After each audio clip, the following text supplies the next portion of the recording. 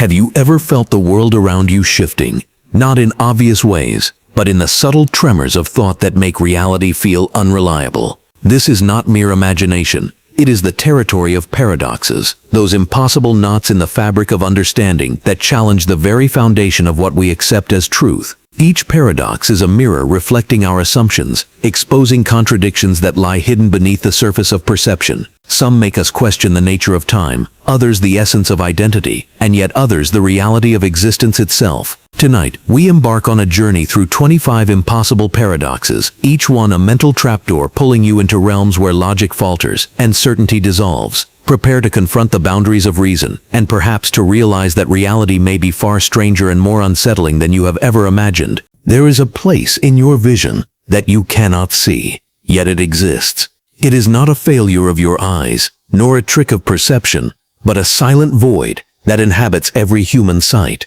a blind spot. Consider the irony.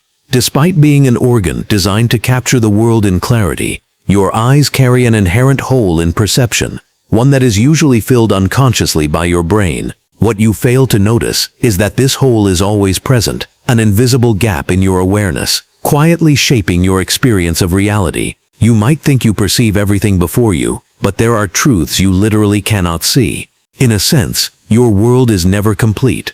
Close one eye, fix your gaze on a small object, and position another object at a certain angle in your peripheral view. Slowly the object disappears. Your brain, unwilling to acknowledge emptiness, fills the gap seamlessly, weaving continuity where there is none. What does it mean that your perception is already a lie?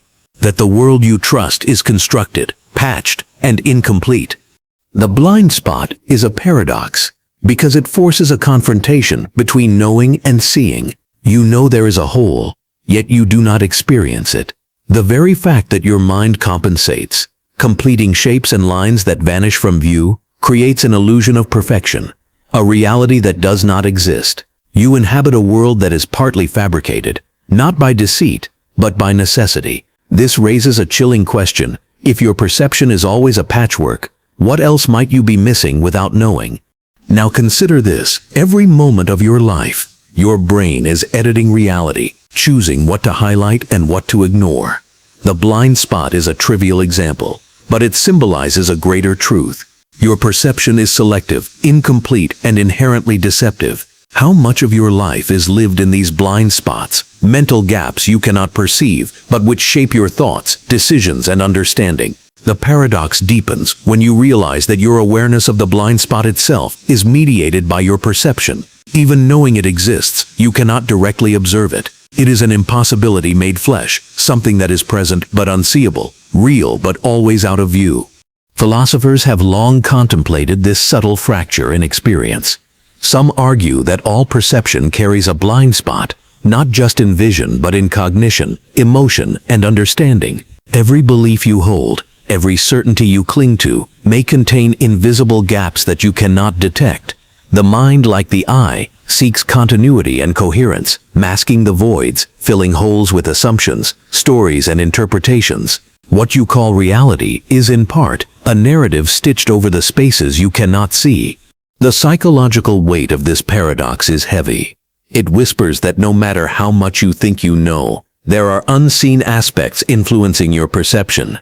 The blind spot is a metaphor for self-deception, for the unnoticed ways in which the mind bends reality to maintain stability. Yet it is also literal, an undeniable physical truth in the simplest act of seeing. The paradox lies in its dual nature, both mundane and deeply unsettling, trivial and profound.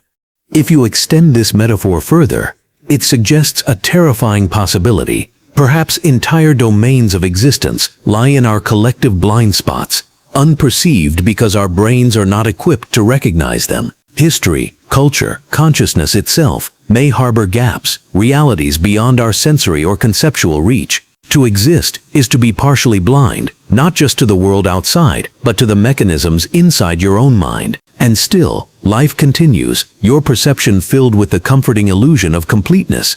Yet awareness of the blind spot changes nothing in immediate perception. The whole remains invisible, your experience unchanged, your vision seamless. You carry within you a paradoxical truth. You can know a gap exists without ever being able to directly witness it. This truth mirrors larger philosophical enigmas, truths that can be acknowledged but never fully grasped, realities that shape your world without ever being experienced. The blind spot paradox is not simply a trick of vision. It is a reminder of the limits of human understanding. It hints at the fragility of perception, the unreliability of certainty, and the invisible structures that govern experience. It whispers that your mind constructs reality, not as it is, but as it can tolerate, patching holes to maintain the illusion of coherence. The paradox does not resolve, it endures silently, a gap that exists in every eye, every mind, and perhaps in the very nature of consciousness itself. When you next look at the world, remember this: the image your mind presents is incomplete. There are spaces you cannot perceive, truths that evade awareness, and realities that exist beyond your vision. The blind spot paradox is a doorway, a reminder that the familiar world is already partially unknowable, that your perception is a crafted lens, and that reality is never as whole as it seems. To live is to inhabit the blind spot, constantly unaware of what is missing, yet compelled to believe in continuity and clarity. In this, the paradox becomes both unsettling and strangely liberating, an invitation to confront the unknown spaces that define every moment of your existence. What does it mean to exist? More unsettlingly, what does it mean not to exist? The non-existence paradox challenges the very foundation of being, forcing a confrontation with emptiness in a way that cannot be fully grasped. You might think non-existence is simply the absence of life or consciousness, a void that is easily imagined. Yet the mind struggles to comprehend true non-existence. Every attempt to visualize it immediately fills the void with something: darkness, emptiness, or a mental projection. The paradox is simple in wording, but impossible in experience. How can you think about what, by definition, cannot be thought of? Consider the nature of your own being. You are conscious, aware, and undeniably present. Yet the moment you try to imagine yourself not existing at all, your mind falters. To conceive of absolute nothingness, you must occupy a perspective. You must exist to imagine not existing. This self-contradiction makes non-existence inherently paradoxical. If you do not exist, how could there be awareness of non-existence? And if there is awareness, then non-existence cannot be absolute. In this loop, existence and non-existence entwine, defying clear separation. Philosophers have long wrestled with the implications of non-existence. Some propose that true nothingness is impossible to experience or describe, because any observation implies a subject, and any subject implies existence. The non-existence paradox forces us to confront the limits of thought. We can speculate endlessly about emptiness, yet the act of thinking ensures that emptiness is never fully realized. Our minds are trapped in a self-referential loop where non-existence can be acknowledged only through existence. It is a paradox not of logic alone, but of consciousness itself. This paradox becomes even more unsettling when applied to time and identity. If you imagine a version of reality in which you were never born, the universe seems to stretch into an infinite expanse of absence. But this absence is immediately defined by what exists. Even imagining nothingness requires the scaffold of somethingness to contrast it against.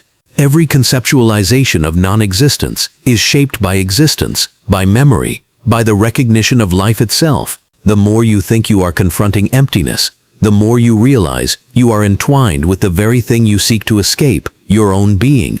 The non-existence paradox also invites reflection on mortality. Death is often described as a transition into non-existence, yet we cannot truly conceive of it. We imagine darkness, oblivion, or fading consciousness, but these are projections within experience. Actual non-existence is unknowable. The paradox lies in the unavoidable reality that we will never experience what it truly means not to exist, because experience itself presupposes existence. In this way, death becomes both inevitable and incomprehensible, a boundary of consciousness that cannot be crossed, only approached in thought. Yet the paradox extends beyond personal existence. Consider the universe itself. What preceded the cosmos? What lies beyond the bounds of space-time? The idea of absolute nothingness, the total absence of matter, energy, space, and time, defies comprehension. Any attempt to imagine the universe as nothing leads inevitably to imagining something, for the mind cannot process true non-existence. The paradox is universal. Non-existence is a concept that cannot exist outside of thought, yet thought cannot exist without existence. There is also a psychological dimension to this paradox. Humans are constantly aware of what is missing in life. Opportunities lost, moments that will never return, lives that could have been. These gaps feel like shadows of non-existence, echoes of realities that never materialized. But even these imagined absences require a framework of being to be perceived. The non-existence paradox mirrors these experiences. The absence you feel is defined by the presence of what exists. The void is inseparable from the substance it surrounds. The paradox gains a haunting quality when applied to consciousness. Imagine a mind suddenly ceasing to exist, thoughts disappearing, self-awareness vanishing. Can you truly comprehend such a state? Every attempt to do so reintroduces a perspective, a witness, or an awareness. True non-existence is paradoxically unattainable, because the very act of imagining it confirms existence. And yet this unattainable nothingness shapes our understanding of life, giving contrast, urgency, and poignancy to every conscious moment. The non-existence paradox reminds us that being and nothingness are entangled in a way that defies resolution. Ultimately, the non-existence paradox is a mirror held to your own mind. It forces recognition that existence is inseparable from awareness, and that absence can never be truly separated from presence. It challenges the assumption that nothingness is simple, inviting contemplation of the infinite complexity hidden within the idea of not being. It whispers that the very boundaries of reality are defined by the mind itself, and that some truths, like the experience of non-existence, are destined to remain forever out of reach. In the quiet reflection of this paradox, one confronts a subtle unease, the recognition that life itself is framed by the inescapable impossibility of non-existence. Every thought, every perception, every fleeting moment of awareness exists precisely because non-existence cannot be experienced. The paradox leaves no answers, only awareness, the realization that to exist is to define the limits of nothingness, and that to contemplate nothingness is paradoxically to affirm existence in ways that cannot be undone. Imagine waking up to find that everything you know, everything you believe to be real, is a fabrication, a meticulously constructed illusion. This is the essence of the fake reality paradox, a confrontation with the unsettling possibility that your senses, your memories, your entire life may be a simulation, a dream, or a lie, crafted so perfectly that distinguishing truth from falsehood becomes impossible. The paradox asks not whether reality can deceive you in trivial ways, but whether reality itself is trustworthy at all. Consider your daily experiences, the texture of objects, the taste of food, the warmth of sunlight, the sound of a loved one's voice. Every sensation is mediated by your nervous system, interpreted by your mind, and filtered through the lens of perception. What if the bridge between perception and reality is itself a fiction? How would you know? This is not science fiction speculation. It is a question rooted in philosophy, neuroscience, and the nature of consciousness. The fake reality paradox strips away the comforting assumption that the world exists independently of observation. It forces a confrontation with uncertainty at the most fundamental level. Philosophers and thinkers have long explored this dilemma. René Descartes famously asked, "How do I know that all I perceive is not an elaborate deception?" In his thought experiment, an omnipotent deceiver could manipulate your perceptions so completely that nothing you experience could be trusted.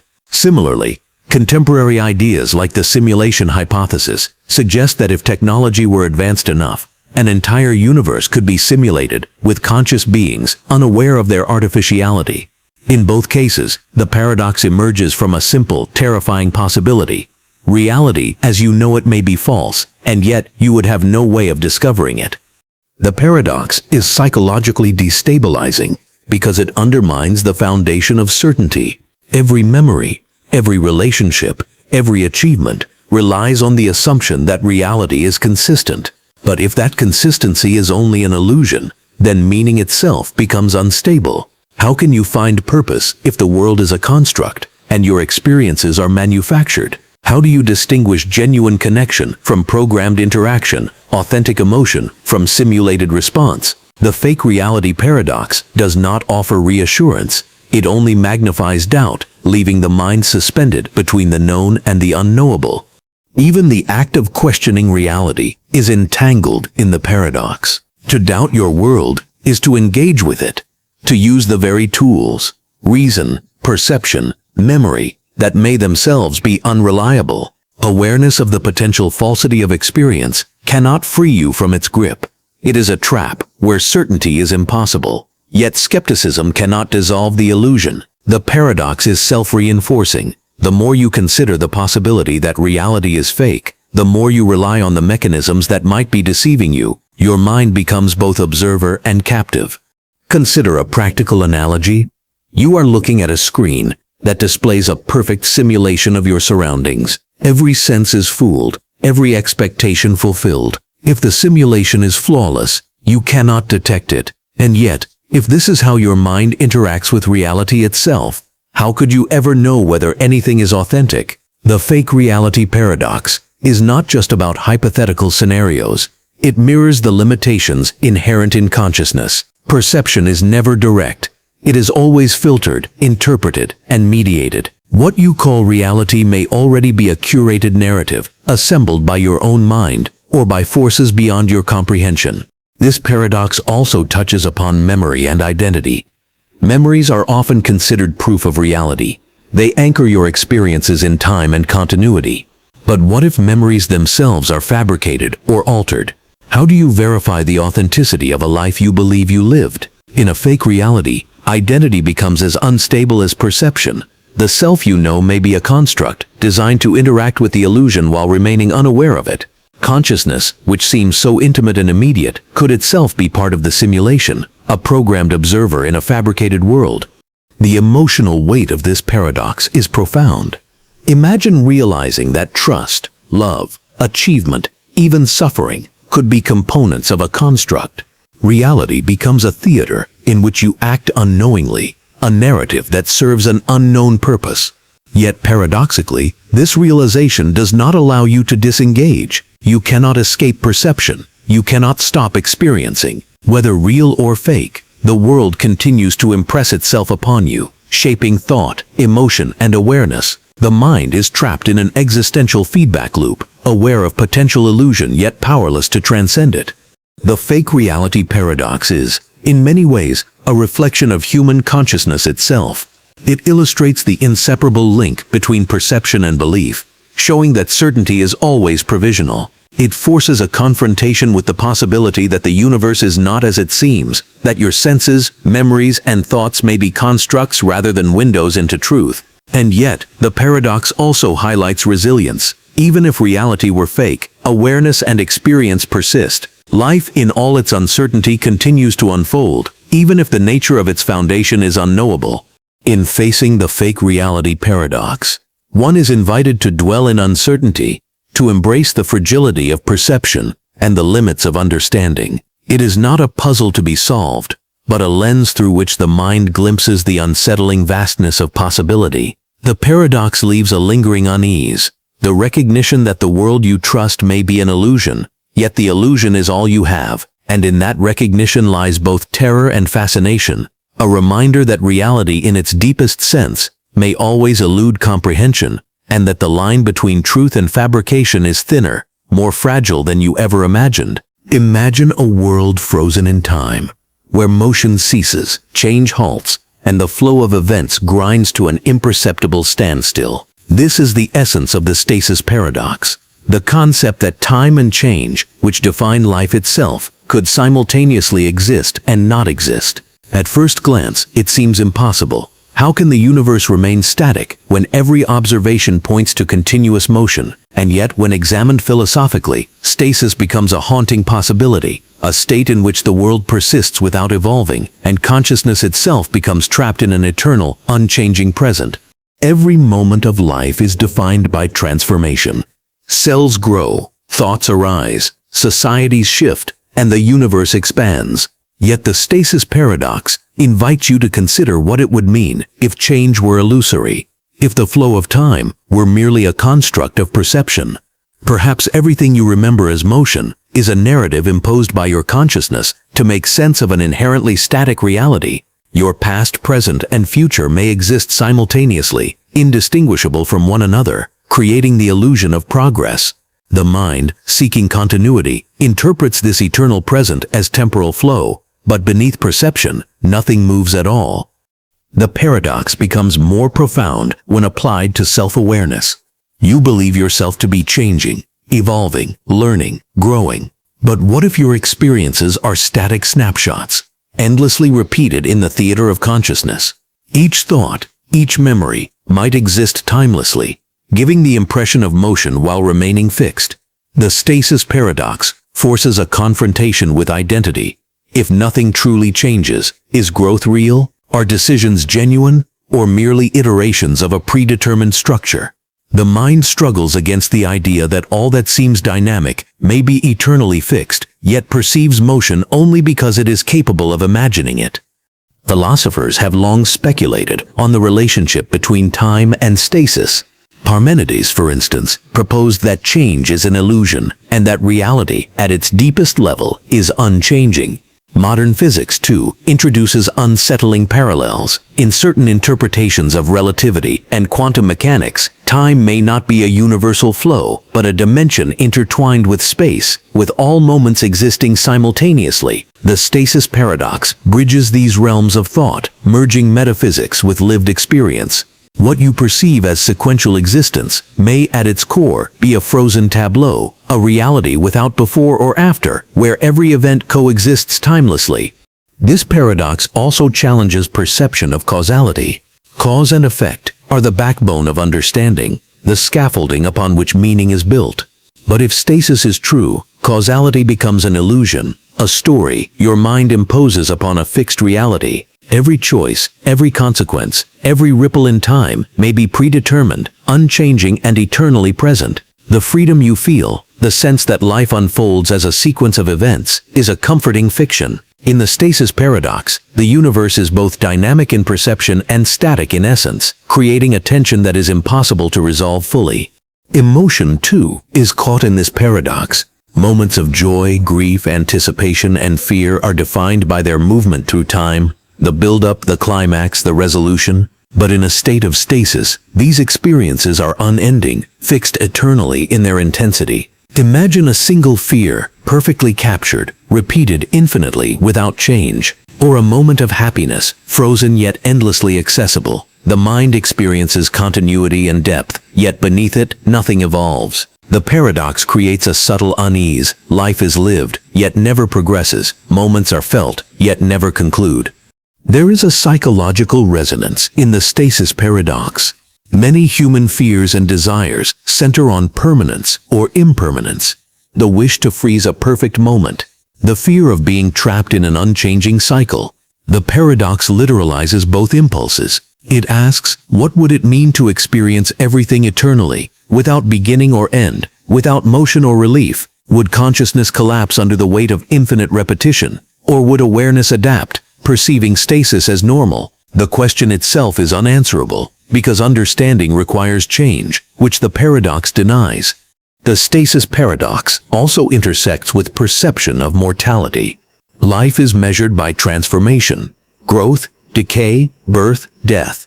If stasis is true, these markers of existence become illusions. Death may not signify an ending, birth not a beginning. The universe might simply persist, unaltered, with consciousness navigating an eternal present that seems to evolve only because the mind interprets it as such. Meaning itself becomes fluid and unreliable. Every assumption about progress, decay, and continuity is destabilized. Ultimately, the Stasis Paradox confronts us with the fragility of perception. It shows that the flow of time, the evolution of experience, and the continuity of self may all be constructions imposed upon an underlying reality that is fixed and unchanging. This recognition is both unsettling and illuminating. Life as perceived is an interplay between motion and stillness, between awareness and reality, where the mind interprets what may be a timeless, static existence as dynamic and sequential. The paradox leaves a lingering question. If all is stasis, what is the nature of reality itself? Can consciousness ever escape the illusion of movement?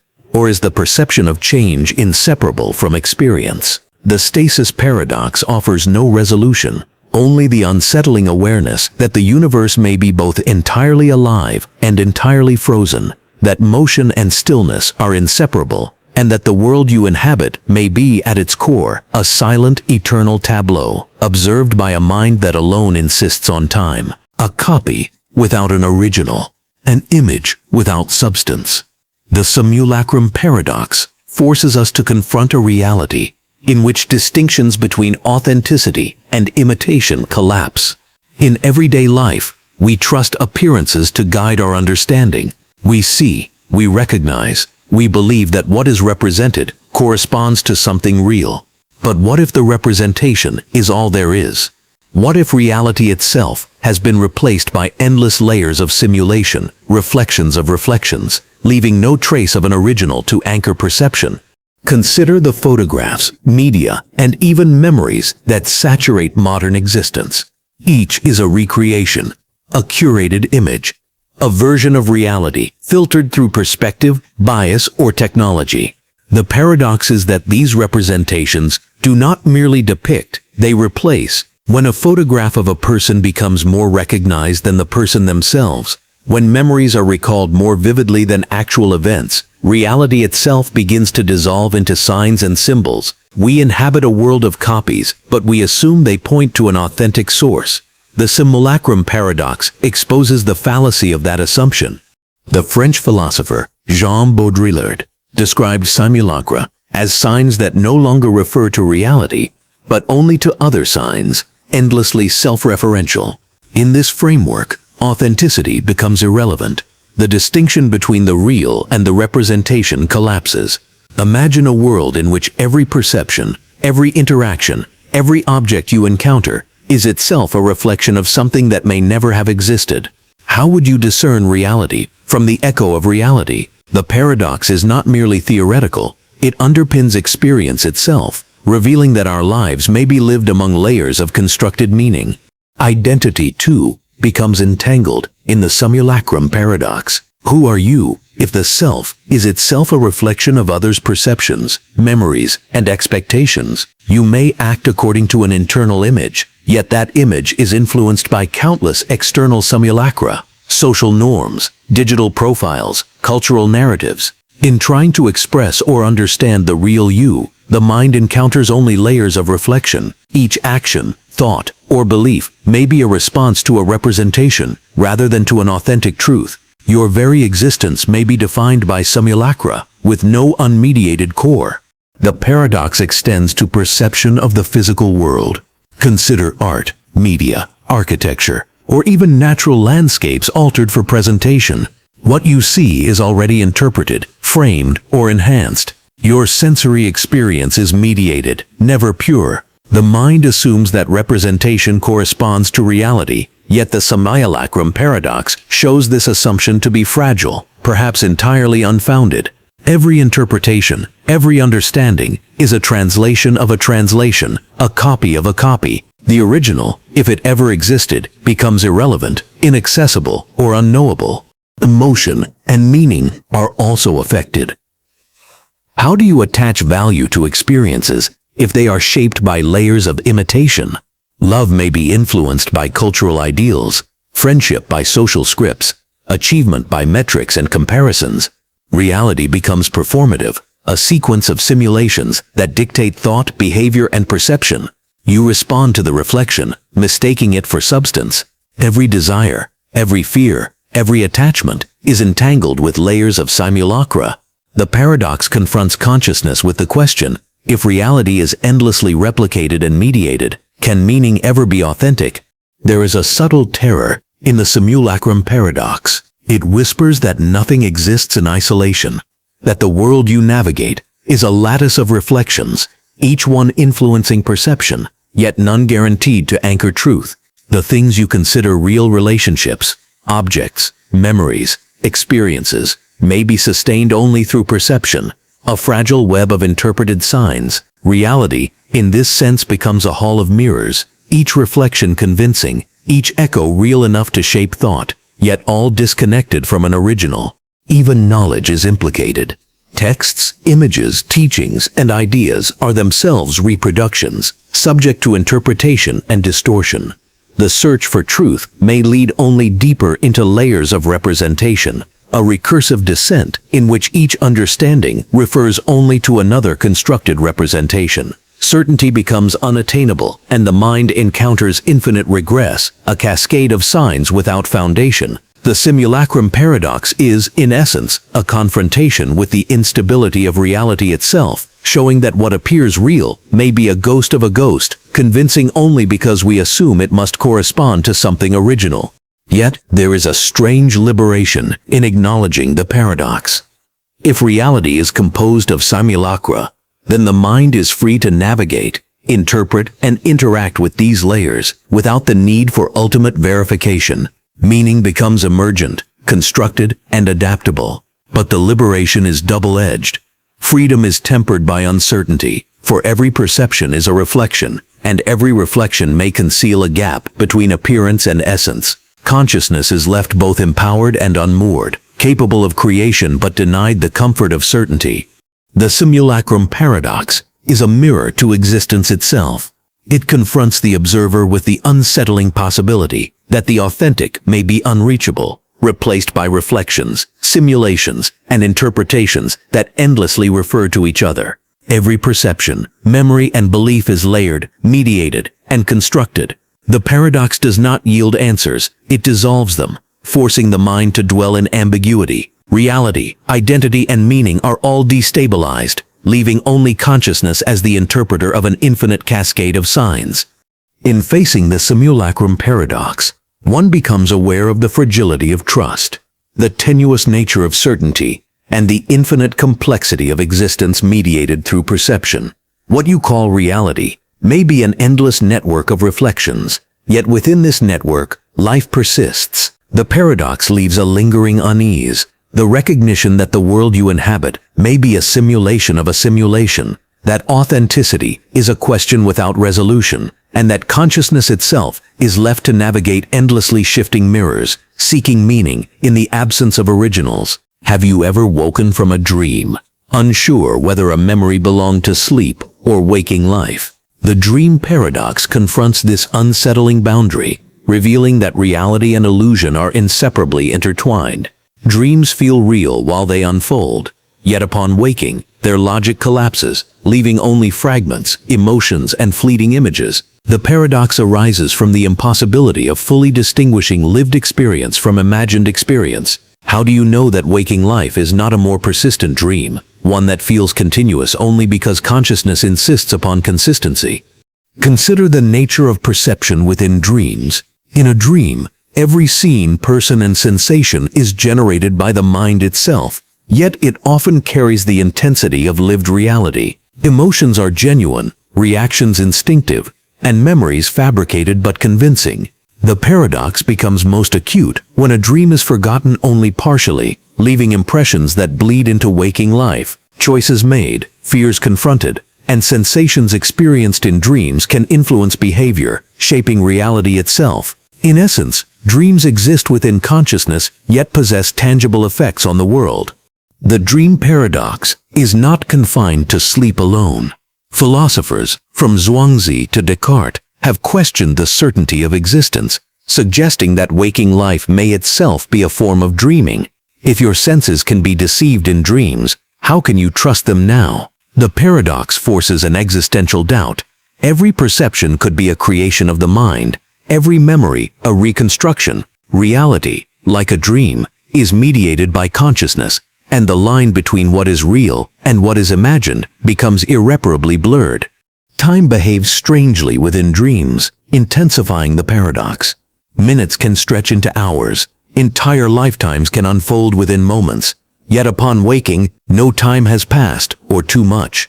Dreams defy physical constraints, yet within them, events appear natural and continuous. The mind imposes coherence where none exists, weaving narratives that feel authentic even when logically impossible. This mirrors the structure of waking consciousness, The brain continuously interprets, filters, and constructs experience, smoothing inconsistencies to create a sense of continuity. In both states, perception is a narrative, and reality is an interpretation. Memory complicates the paradox further. Experiences from dreams can persist, subtly influencing emotions, decisions, and beliefs.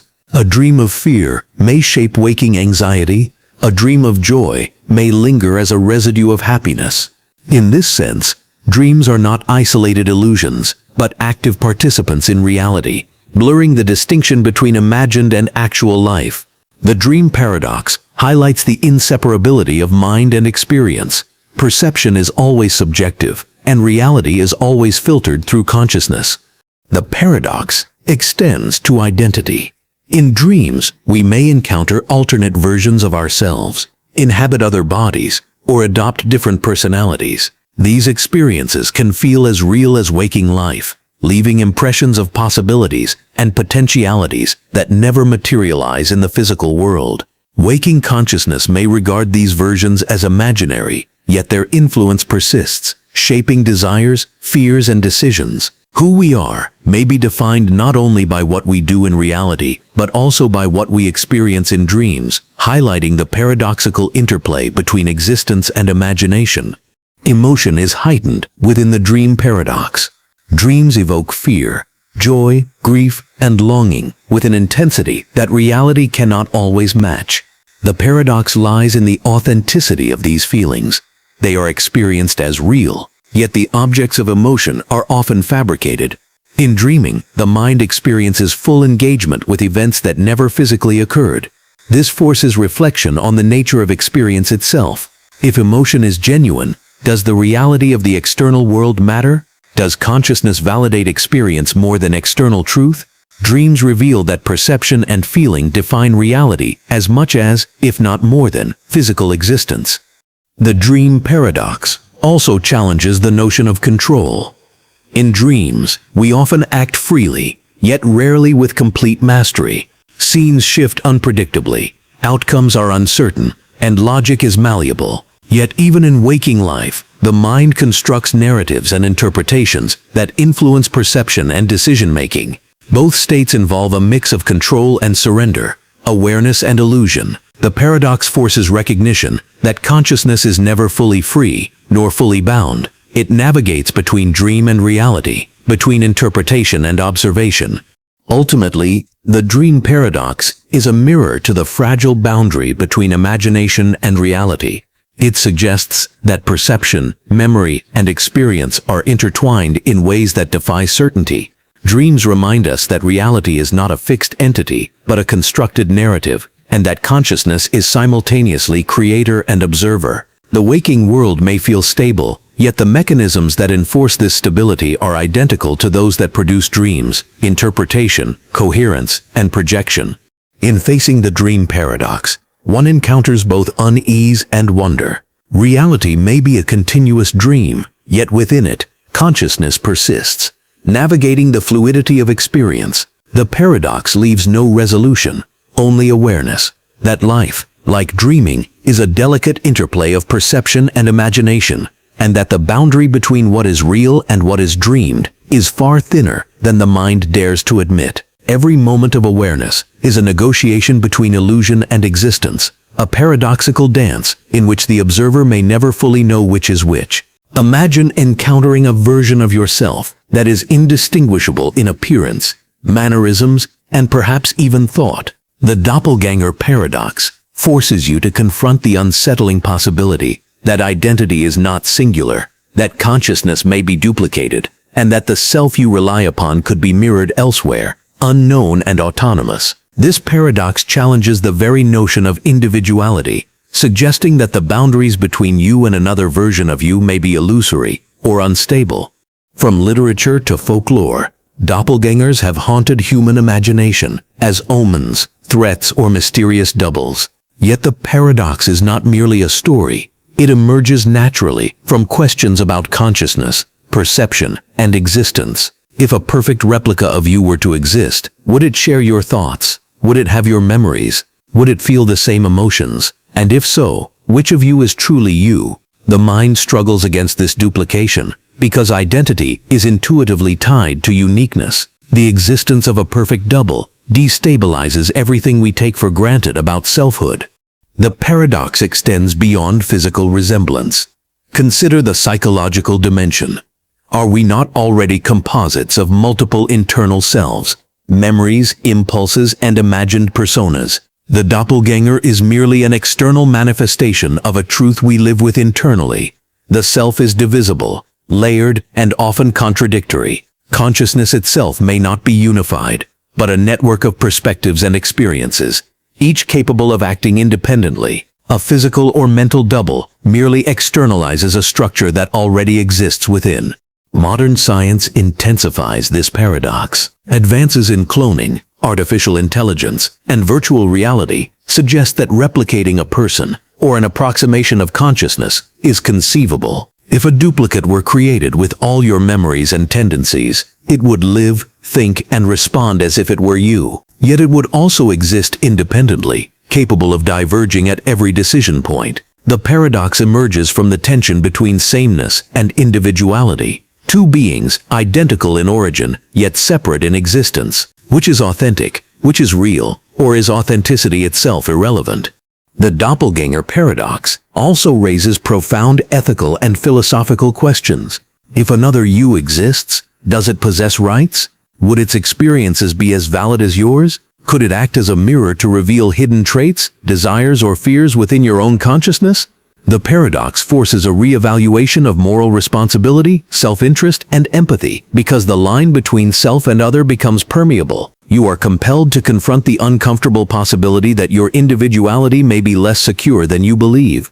Psychologically, the paradox touches on existential anxiety. The notion that someone else could embody your identity threatens the very sense of continuity and control. It forces reflection on what truly defines you. Your body, your memories, your experiences, or some ineffable core. The doppelganger challenges each of these markers, revealing the fragility of the constructs we call selfhood. Even a thought experiment, imagining a double sharing your life, can provoke disorientation, a subtle fear that identity is contingent rather than absolute.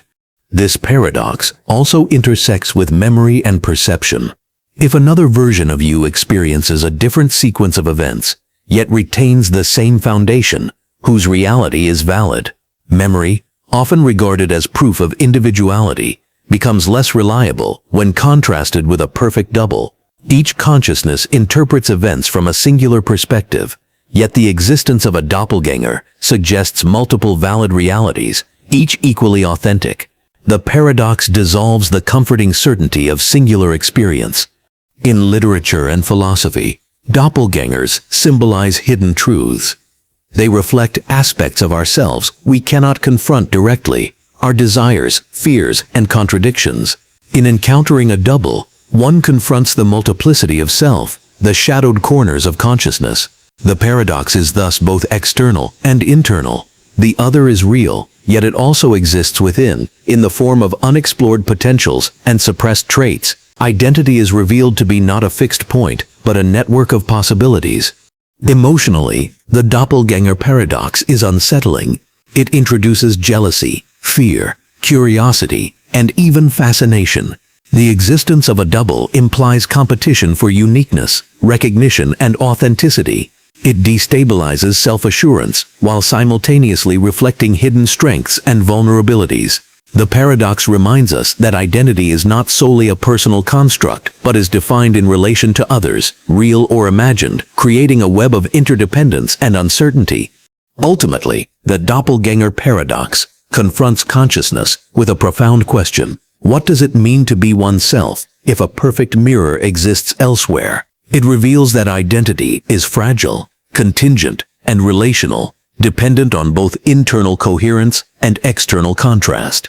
The paradox does not offer answers, but it illuminates the fluidity of selfhood, the multiplicity of consciousness, and the instability of perceived uniqueness. It forces the mind to dwell in uncertainty, to question the boundaries between self and other, and to confront the possibility that existence is never singular, but always mirrored in countless unseen forms.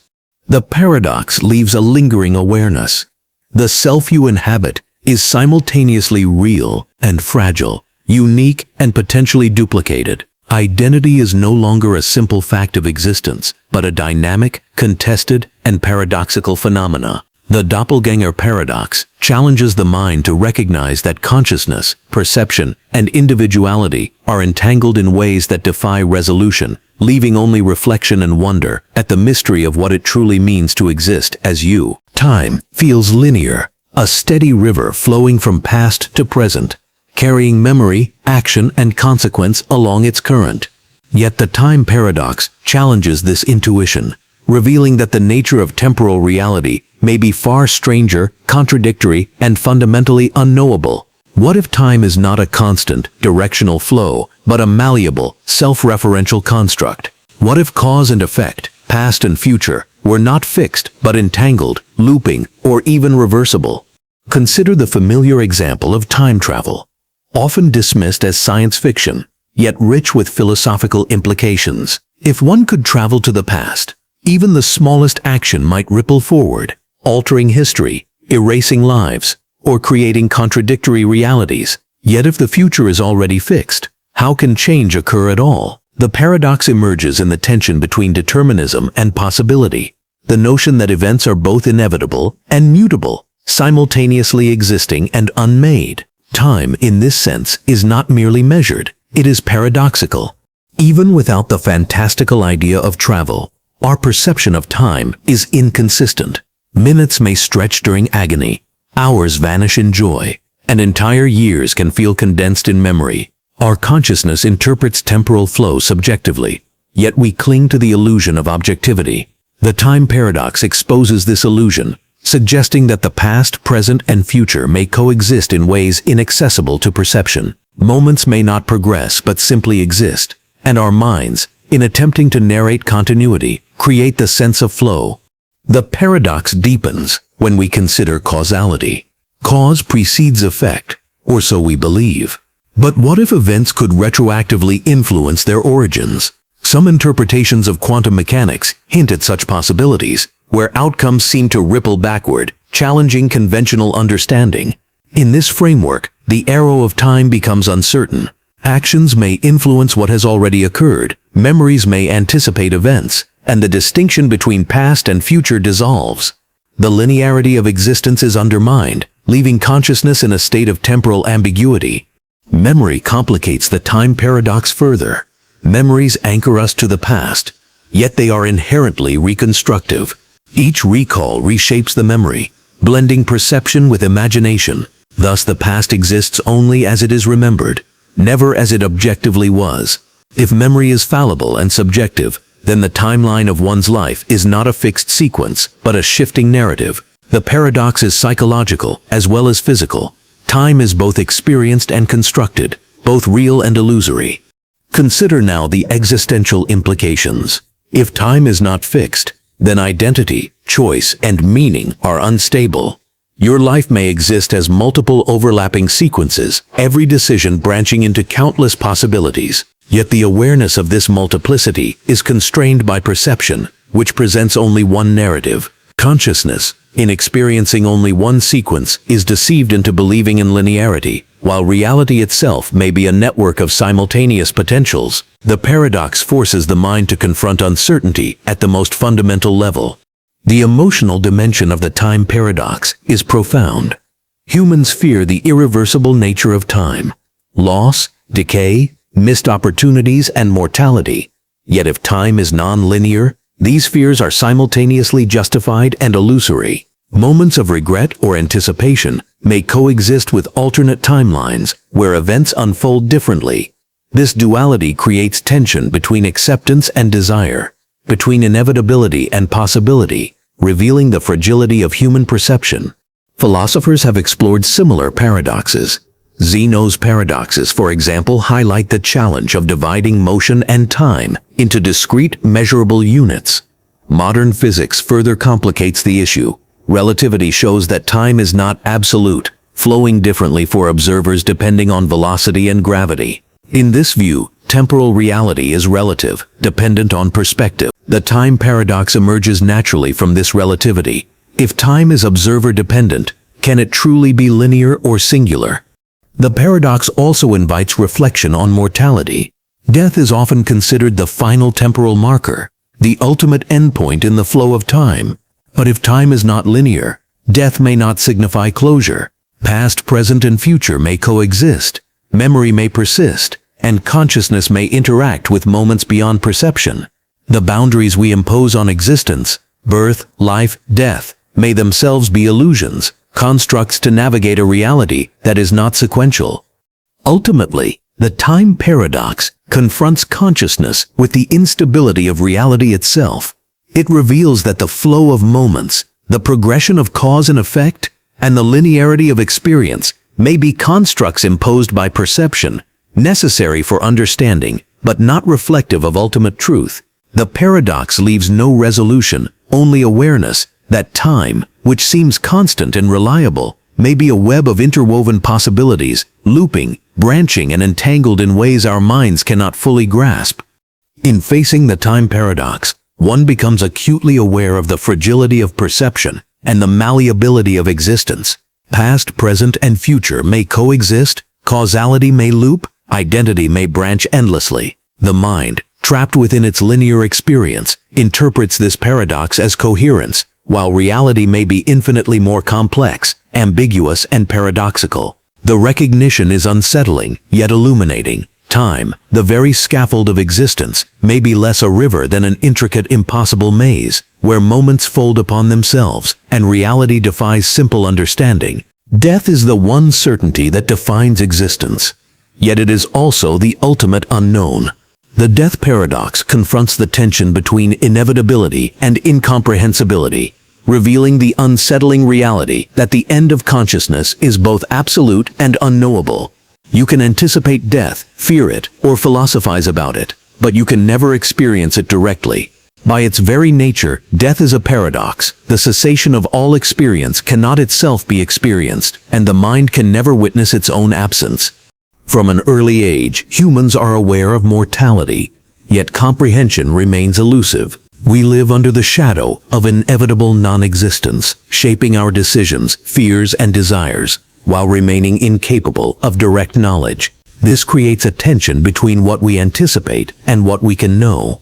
Death is absolute in consequence, but relative in perception. It defines life without ever being grasped. The paradox is psychological as well as philosophical. The mind must reconcile the certainty of an event that cannot be known or understood experientially.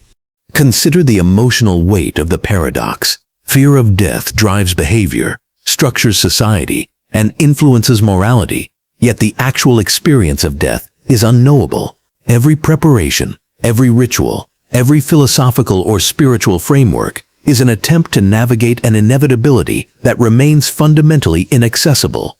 The paradox lies in the contradiction. Death shapes existence, yet the one it affects directly can never witness it. Mortality is a defining reality whose truth is beyond comprehension. Philosophically, the paradox raises profound questions about identity and consciousness.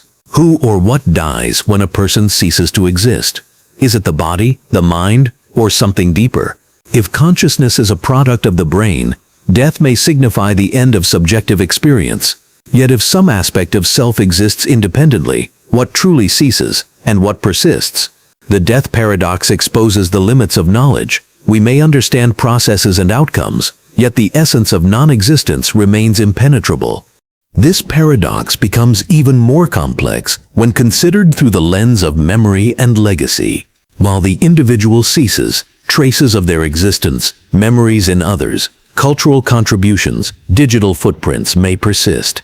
In this sense, parts of identity continue, influencing reality even after the individual's consciousness has ended. Yet these fragments are not the self. They are echoes, reflections, interpretations. Death ends experience, but the world carries traces, creating a tension between cessation and continuity that reinforces the paradox. The death paradox also interacts with perception of time. Life is finite, and awareness of mortality imposes structure, urgency, and significance upon existence. Yet the actual moment of death is outside the bounds of experience, immune to reflection or understanding. Time, which governs all life, cannot encompass death itself. It is a boundary that cannot be crossed consciously, a horizon forever approached yet never witnessed. This temporal gap magnifies existential tension and underscores the paradoxical nature of mortality. Emotionally, humans oscillate between denial, acceptance, fear, and curiosity regarding death. Cultural practices, philosophical inquiry, and religious beliefs all attempt to reconcile the inevitability of death with its unknowability. Yet the paradox remains unresolved. Consciousness cannot contain non-existence.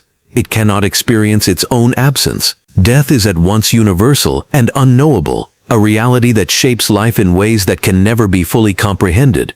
The paradox is further complicated by the idea of anticipation. We imagine death through abstraction, thoughts, stories, or near-death experiences, but all are filtered through consciousness.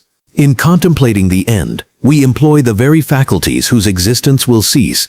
This creates a feedback loop of thought. The mind uses awareness to imagine non-existence, yet that imagination is always mediated, incomplete, and unable to capture the essence of its own termination. The death paradox is thus both inescapable and irreducible.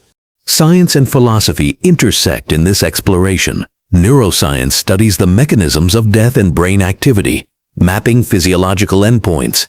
Yet no scientific model can convey subjective experience or the absence thereof. Philosophical inquiry asks what it means to cease, yet all answers are speculative.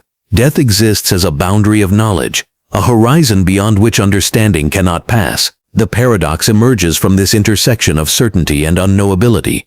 Death is absolute, yet it cannot be observed, analyzed, or experienced by the self it ends. Ultimately, the death paradox forces reflection on the nature of life itself. Consciousness is defined by the awareness of time, the experience of events, and the anticipation of cessation. Life's meaning, urgency, and emotion are inseparable from mortality. Yet death remains fundamentally beyond comprehension. It is the final, unobservable boundary, the endpoint that cannot be approached consciously, the ultimate mystery shaping every choice, thought, and feeling. In confronting the death paradox, one encounters both terror and insight. The awareness of mortality underscores the fragility of existence, while also magnifying the significance of each lived moment. The paradox offers no resolution, only recognition that life is finite, consciousness is fragile, and death is inevitable yet unknowable. It is a reminder that the boundaries of existence are simultaneously defined and inaccessible, shaping experience in ways that remain both profound and paradoxical. In the vast theater of existence, certainty is a fragile illusion. The uncertainty paradox confronts the mind with the impossibility of knowing reality with absolute precision, exposing the limitations of perception, observation, and understanding. It is not merely the unpredictability of events, but the deeper philosophical implication that the act of observation itself may alter what is observed, leaving truth perpetually elusive. At the heart of this paradox is the recognition that knowledge is always provisional. Every perception, every measurement, every belief is filtered through consciousness, which is inherently limited and subjective. Human experience assumes stability, that what is observed reflects reality accurately, that actions have predictable consequences, and that truth can be grasped. Yet the uncertainty paradox shatters this assumption, revealing that certainty may be unattainable, and that understanding itself is always provisional, incomplete, and influenced by perspective. Quantum mechanics offers a striking parallel. Heisenberg's uncertainty principle demonstrates that certain properties of particles cannot be measured simultaneously with arbitrary precision. The act of measurement changes the system, collapsing probability into a specific outcome, yet altering the reality it seeks to define. On a larger scale, this principle mirrors consciousness. The more we try to define, predict, or fix reality, the more we influence and distort it. Observation and knowledge are intertwined with uncertainty, creating a world that is both knowable and unknowable simultaneously. The paradox also manifests in perception. What you see, hear, or remember is never reality itself, but a representation reconstructed by the mind. Memories shift, senses deceive, and cognitive biases distort understanding. The uncertainty paradox highlights that even experience, the foundation of knowledge, is mediated and fallible. We trust our perceptions to navigate reality, yet they are inherently imperfect, limited and susceptible to error. Truth becomes a moving target, forever approached but never fully captured.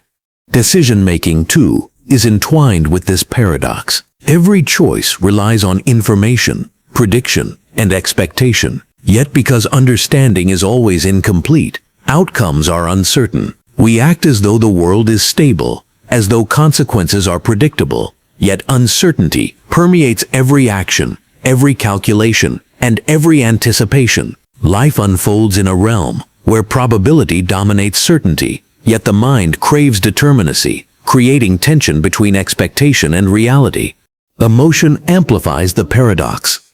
Anxiety, hope, anticipation, and fear all emerge from our response to uncertainty. We struggle with what cannot be predicted, imagined, or controlled. Yet these very emotions are informed by perception, which is itself limited. The uncertainty paradox reveals a deeper truth. Life is defined by impermanence, unpredictability, and ambiguity, and the mind's attempt to impose certainty is both necessary and illusory. Philosophically, the paradox challenges assumptions about reality, truth, and knowledge. How can one claim understanding when every observation is filtered through consciousness? How can cause and effect be reliably defined when perception introduces inherent ambiguity? Knowledge becomes probabilistic rather than absolute, interpretation rather than fact, a continual negotiation between observation and limitation. The paradox forces recognition that reality may never be fully apprehended, only engaged with. This uncertainty also extends to identity. Who are you? If perception is flawed, memory is malleable, and understanding is incomplete, the self, like reality, is a construct continuously revised and interpreted. Uncertainty is not merely external, it shapes internal experience, thought, and awareness. Every moment of consciousness is an interaction with ambiguity, a navigation of probabilities, and an engagement with incomplete truth. Identity, perception, and reality are bound together in an intricate, uncertain dance. Even language, the tool of understanding, cannot escape the paradox. Words approximate reality, but they are always abstractions, insufficient to fully capture experience. Communication, thought, and reason rely on symbols that are inherently imperfect. Concepts, categories, and frameworks organize experience, yet each is provisional, mediated, and incomplete. Understanding is always relative, contextual, and constrained by the tools available, reinforcing the inescapable presence of uncertainty. Ultimately, the uncertainty paradox confronts consciousness with the impossibility of absolute knowledge. Every attempt to define, measure, or predict reality is constrained by perception, cognition, and observation. Certainty becomes a temporary, context-dependent construct, while true understanding remains beyond reach. The paradox is not despairing, it is illuminating. It reveals that life exists in a dynamic interplay between observation and ambiguity, between knowledge and limitation, and that every experience is shaped by the tension between the known and the unknowable. In facing the uncertainty paradox, one becomes acutely aware of both limitation and potential. Knowledge is provisional, perception is fallible, and certainty is fleeting. Yet within this uncertainty lies freedom, the ability to explore, interpret, and engage with reality without expectation of absolute comprehension. The paradox leaves a lingering awareness that the universe is inherently unpredictable, perception is inherently limited, and consciousness is forever navigating the delicate boundary between understanding and mystery. What if what you believe to be true is in fact false?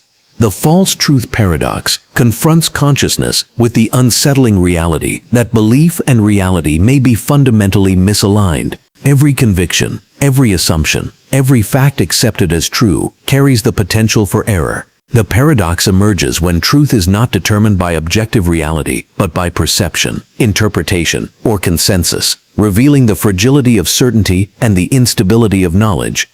Consider the simplest of beliefs, that the sun rises in the east, that people behave predictably, or that memories reflect actual events. These truths are assumed, relied upon, and rarely questioned. Yet history, psychology, and philosophy show that human understanding is prone to error. bias, and misinterpretation. What one generation accepts as factual may be disproven or reframed by another. The false truth paradox illustrates that even the most fundamental truths are contingent, provisional, and vulnerable to revision. Philosophers have long grappled with this tension. Plato's allegory of the cave portrays humans as prisoners of perception, mistaking shadows for reality. The allegory suggests that belief alone does not constitute truth, that understanding requires scrutiny, reflection, and awareness of potential deception. In everyday life, false truths are far subtler. Assumptions accepted without examination, ideas reinforced by repetition, and perceptions interpreted according to personal or cultural frameworks. The paradox is not merely theoretical, it shapes every human encounter with reality. Memory complicates the paradox further. Memories are not exact records, they are reconstructed, malleable, and prone to distortion. A memory believed to be true may be partly imagined, selectively altered, or influenced by external suggestion. In this sense, the false truth paradox is not just about external facts, it infiltrates internal experience. Your understanding of the world, your self-perception, and your narrative of life may all rest on foundations that are partly or wholly illusory. The mind navigates a reality in which truth is never guaranteed. The paradox also arises in social and cultural contexts. Shared beliefs, religious doctrines, scientific paradigms, societal norms are often treated as truth, yet consensus does not guarantee accuracy. Ideas propagated collectively can be entirely mistaken, yet gain authority and persistence. The false truth paradox reveals the fragility of knowledge when subjected to social reinforcement. What is widely accepted may be fundamentally wrong, and the individual may remain unaware, trapped in the illusion of correctness. Emotion deepens the paradox. Belief in a truth, even if false, shapes desire, fear, and action. Love may be founded on misperception, fear may arise from misunderstanding, and decisions may be guided by flawed assumptions. Yet the mind treats these false truths as real, creating consequences as tangible as any objective reality. The paradox demonstrates that perception, accurate or flawed, is powerful enough to shape existence, independent of external verification. Even logic is implicated. Reason presupposes accurate premises. Yet if premises are flawed, conclusions, however rigorous, may also be false. The false truth paradox shows that certainty in reasoning is contingent on the reliability of information, which may itself be fallible.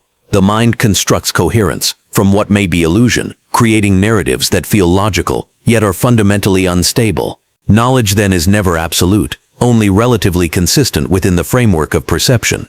The paradox intensifies when applied to self-awareness. Your understanding of your own motives, abilities, and identity may rely on assumptions that are partly false.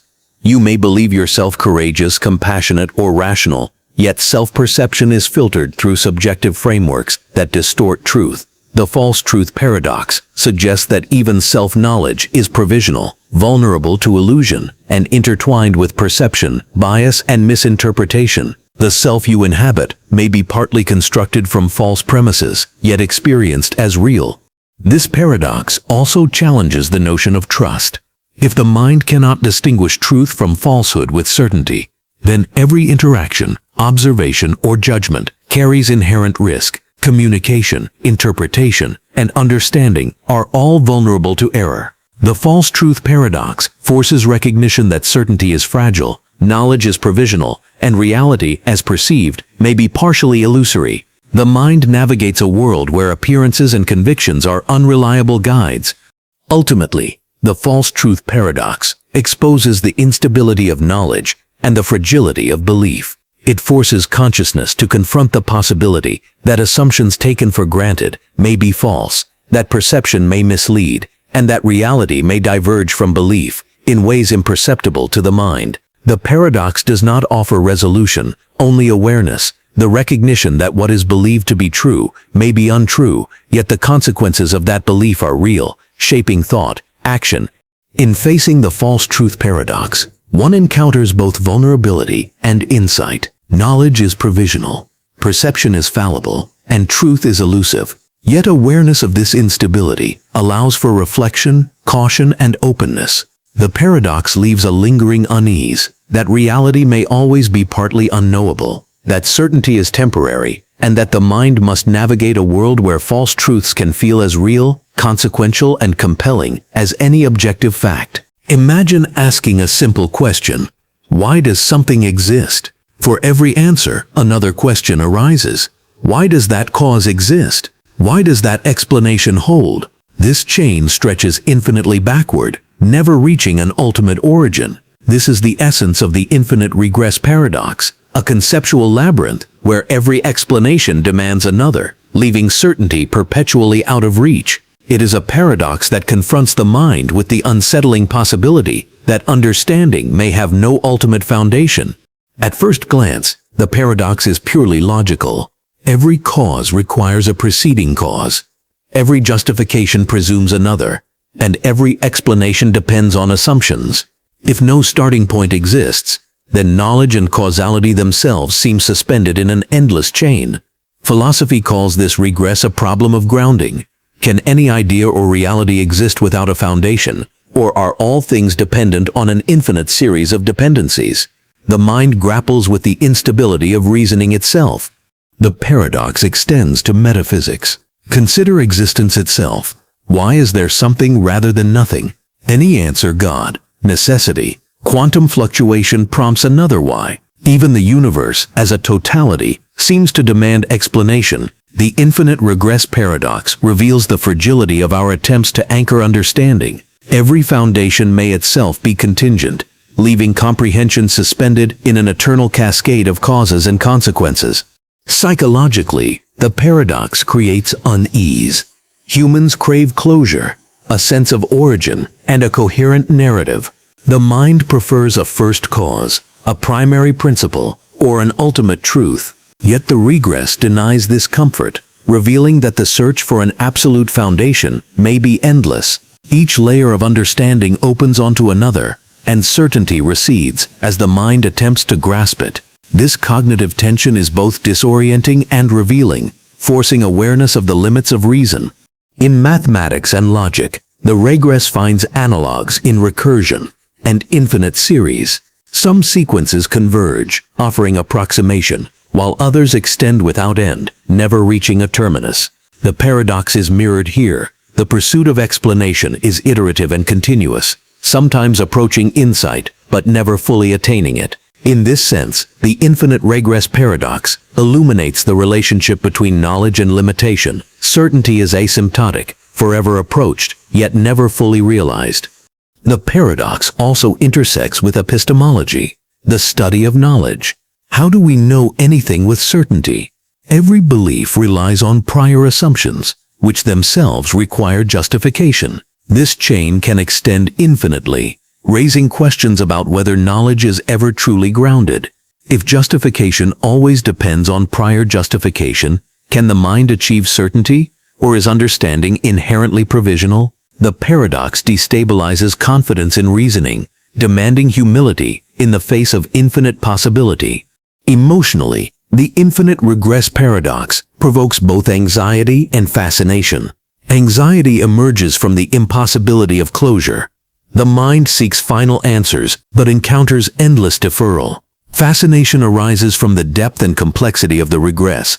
Every explanation reveals hidden structure, endless layers, and the boundless potential for inquiry. Consciousness, confronted with this paradox, oscillates between frustration and wonder, between the desire for finality and the allure of infinite exploration. Identity and self-reflection are not immune.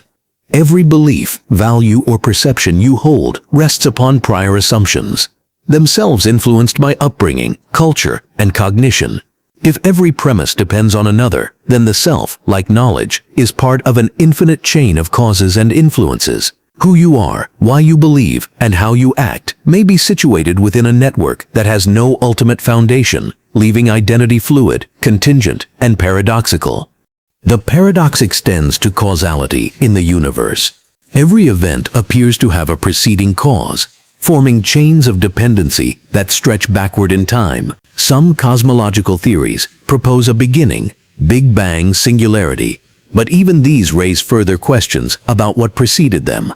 The infinite regress paradox persists at the scale of existence itself. For every answer, another question arises, suggesting that understanding the universe may require accepting the unresolvable. Ultimately, the infinite regress paradox illuminates the tension between the desire for knowledge and the impossibility of ultimate certainty. It reveals that reason, explanation, and causality are intertwined with limitation, and that the mind may never fully grasp the foundation of existence. Yet this very tension is fertile. It drives inquiry, reflection, and philosophical exploration, pushing consciousness to confront complexity without the promise of resolution. In facing the infinite regress paradox, one becomes aware of the endless chains that underlie thought, reality, and identity. Every explanation contains another, every assumption relies on prior assumptions, and every perception is embedded in a network of infinite causes. The paradox leaves a lingering awareness that understanding is provisional, that certainty is always deferred, and that consciousness itself is a participant in an unending recursive journey, a journey defined as much by questions as by answers, by infinite regress as by the fleeting glimpses of insight it occasionally affords. Imagine waking one day to the revelation that everything you perceive, your body, your environment, your memories, is nothing more than electrical signals fed to a brain floating in a vat. This is the unsettling core of the brain in a vat paradox, a thought experiment that strips reality down to its most fundamental uncertainty. It forces consciousness to confront the possibility that all experience is simulated, fabricated, and indistinguishable from real existence. The paradox arises from the challenge of verification. How could you ever know whether your perceptions correspond to an external reality or are artificially induced? Every sensation, every memory, every interaction might be meticulously engineered. Sight, sound, touch, even thought itself could be manipulated. In this scenario, the boundary between reality and simulation collapses. What you experience is real to you, but its source may be illusory. The paradox confronts the mind with the unsettling notion that truth may be forever inaccessible. Philosophers have used this thought experiment to probe epistemology, the study of knowledge. Descartes, centuries earlier, posited a deceiving demon capable of manipulating perception, leading to similar uncertainty. The brain in a vat modernizes this idea, aligning it with neuroscience and technology. It raises profound questions. If all knowledge is mediated by perception, and perception can be completely falsified, can we ever claim certainty? The paradox destabilizes confidence in understanding, revealing the precarious foundation of belief. The paradox is also existential. Identity, memory, and consciousness, all pillars of subjective reality, become suspect. If the brain is isolated and manipulated, is the self still real, or merely a projection of electrical stimuli? Are choices authentic, or pre-programmed responses within a controlled simulation? The paradox forces reflection on the meaning of existence itself. If experience can be fabricated, does the distinction between living and imagining matter? What defines authenticity when perception is entirely mediated? Emotion deepens the unease. Fear, joy, desire, and grief are all experienced by the brain. Even if the source of these experiences is artificial, their impact on consciousness is real. Pain and pleasure, love and loss, hope and despair, all are genuine within the perceiving mind, regardless of external reality. The paradox thus highlights a dissonance. Subjective experience is valid in its effects, yet the world it interacts with may be illusory, a construct of unseen forces or technology beyond comprehension. The paradox intersects with modern technology and virtual reality. Artificial simulations can replicate sensory experiences convincingly. Neural interfaces, immersive environments, and predictive algorithms blur the line between experience and fabrication. As technology advances, the brain in a vat scenario shifts from theoretical to plausible. The mind confronts the unsettling possibility that perception alone cannot certify reality. Knowledge, memory, and even identity may be contingent upon mechanisms outside the observer's awareness. Memory further complicates the paradox. Every recollection may be fabricated, altered, or inserted artificially. What feels like a personal history could be a constructed narrative, indistinguishable from lived experience. The paradox forces the mind to question not only the external world, but also the continuity of self. Your life story, which anchors identity, could be entirely a simulation, yet it shapes thoughts, emotions, and choices in the present. Authenticity becomes a relative concept, defined by internal experience rather than correspondence with external reality. Epistemologically, the paradox illuminates the limitations of evidence. Every observation, every experiment, every logical deduction relies on perception. If perception can be manipulated, then even reason cannot guarantee truth. The mind, in attempting to verify reality, may only engage in self-referential loops of interpretation. Certainty becomes unattainable, leaving only provisional understanding and cautious awareness. Knowledge is no longer a matter of correspondence with reality, but a negotiation with the limits of perception. Ultimately, the brain in a vat paradox forces a confrontation with radical uncertainty. It suggests that reality may be a construct, that perception is fragile, and that consciousness may exist entirely within fabricated experience. Yet paradoxically, awareness of this possibility does not diminish subjective experience. Thought, emotion, and reflection remain real to the perceiving mind. The paradox illuminates the tension between experience and reality, between what is perceived and what exists independently of perception. In facing the brain in a vat paradox, consciousness is left in a state of suspended certainty. Reality may be illusory, yet perception is compelling. Memory may be fabricated, yet it shapes identity. Existence may be simulated, yet experience is undeniable. The paradox leaves a lingering unease, that the world you inhabit, the self you recognize, and the knowledge you rely upon may all be mediated, manipulated, or entirely constructed. Yet within this uncertainty lies profound insight. Consciousness persists, and experience remains the anchor of reality, however mysterious its source. Imagine an entity capable of observing itself completely, yet existing only to destroy itself. This is the essence of the self-destruction paradox, a confrontation with consciousness, awareness, and inevitability. It challenges the mind to consider the unsettling notion that the very capacity for knowledge, reflection, or power can carry within it the seeds of annihilation. To observe, to understand, and to exist simultaneously may lead directly to the end of existence itself. The paradox emerges when we consider the act of awareness. Consciousness allows observation, analysis, and intervention. Yet in doing so, it can initiate processes that result in destruction. Self-awareness, in this sense, becomes both a tool and a threat. Every action, thought, or realization may carry consequences that ultimately undermine the entity itself. The paradox is deeply unsettling because it reveals that the very faculties that define existence can be the mechanism of its termination. Philosophically, the paradox raises questions about the limits of power and knowledge. Absolute awareness implies the capacity to act upon understanding fully. But if every action carries risk, if every choice can destabilize the very foundation of being, then the act of knowing becomes inseparable from the possibility of self-annihilation. The mind, in seeking comprehension or mastery, may inadvertently orchestrate its own end, creating a recursive cycle of observation and destruction. The paradox is vividly reflected in human behavior.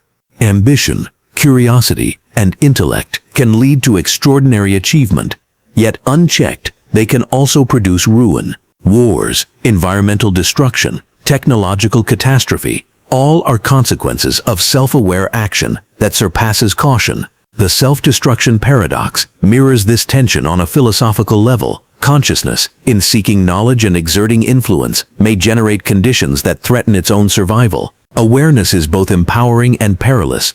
Emotion intensifies the paradox. Fear, anxiety, and dread accompany awareness of self-destructive potential. Yet fascination, curiosity, and ambition drive exploration despite these risks. The paradox reveals that consciousness is inherently entangled with both vulnerability and capability. To exist and to know is to navigate an unstable balance. Every insight carries potential, and every act may edge toward dissolution. The mind confronts its own fragility, yet persists, compelled by awareness itself. The paradox also touches on identity. If the self can observe and act upon itself, It may recognize flaws, contradictions, or inconsistencies that threaten coherence. This recognition can lead to deliberate self-sabotage, involuntary collapse, or existential crisis. The self-destruction paradox is thus internal as well as external. The mind may generate conditions of ruin from within, simply through the act of introspection and understanding. Awareness can destabilize the very entity it illuminates. Consider also the intersection with ethics and responsibility. If every action carries the potential for self-destruction, consciousness is forced to navigate moral and practical dilemmas with heightened uncertainty. Knowledge becomes a paradoxical burden. The more the mind understands, the more acutely it perceives the consequences of its existence and actions. Decision-making is haunted by the awareness of potential annihilation, forcing a delicate negotiation between capability and caution. The paradox extends to existential reflection. Consciousness may seek meaning, coherence, and purpose, yet in doing so, it risks undermining the very structures that sustain existence. The self-destruction paradox is not merely a theoretical construct, it mirrors human experience, where the pursuit of truth, power, or awareness can lead to destabilization. Insight is double-edged, illuminating yet potentially destructive. Awareness, the hallmark of existence, is also a vector toward its dissolution. Even in scientific and technological contexts, the paradox emerges. Advances in knowledge from artificial intelligence to nuclear power illustrate how capability and self-awareness can create pathways to destruction. The paradox reveals a profound tension. The faculties that define intelligence and progress are inseparable from the potential for self-inflicted catastrophe. Consciousness and action are entwined in a delicate, paradoxical balance. Ultimately, the self-destruction paradox exposes the duality of awareness. Consciousness grants perception, understanding, and control, yet carries inherent vulnerability. To exist fully aware is to inhabit a space of potential collapse, to navigate a reality in which every action and thought may edge toward termination. The paradox leaves no simple resolution, only recognition. Awareness is simultaneously empowering and perilous, and the mind must reconcile the capacity for insight with the risk of self-erasure.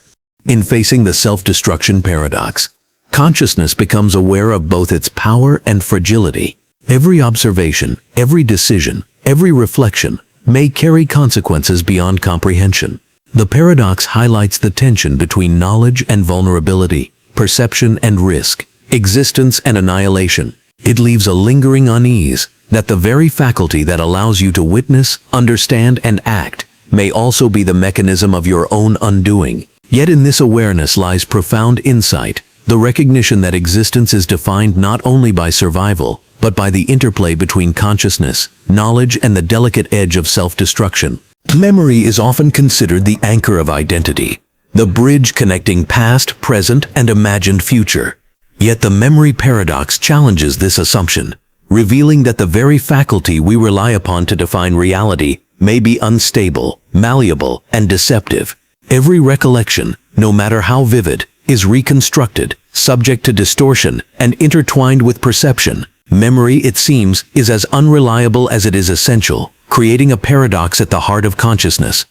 The paradox emerges from the inherent nature of memory itself. Memories are not static recordings. They are dynamic reconstructions shaped by present context, emotional state, and subsequent experiences. Each time a memory is recalled, it is subtly rewritten, merging fact with imagination. What feels certain may never have been fully accurate. The mind navigates a reality where the past exists simultaneously as truth, interpretation, and illusion, blurring the line between what happened and what is remembered.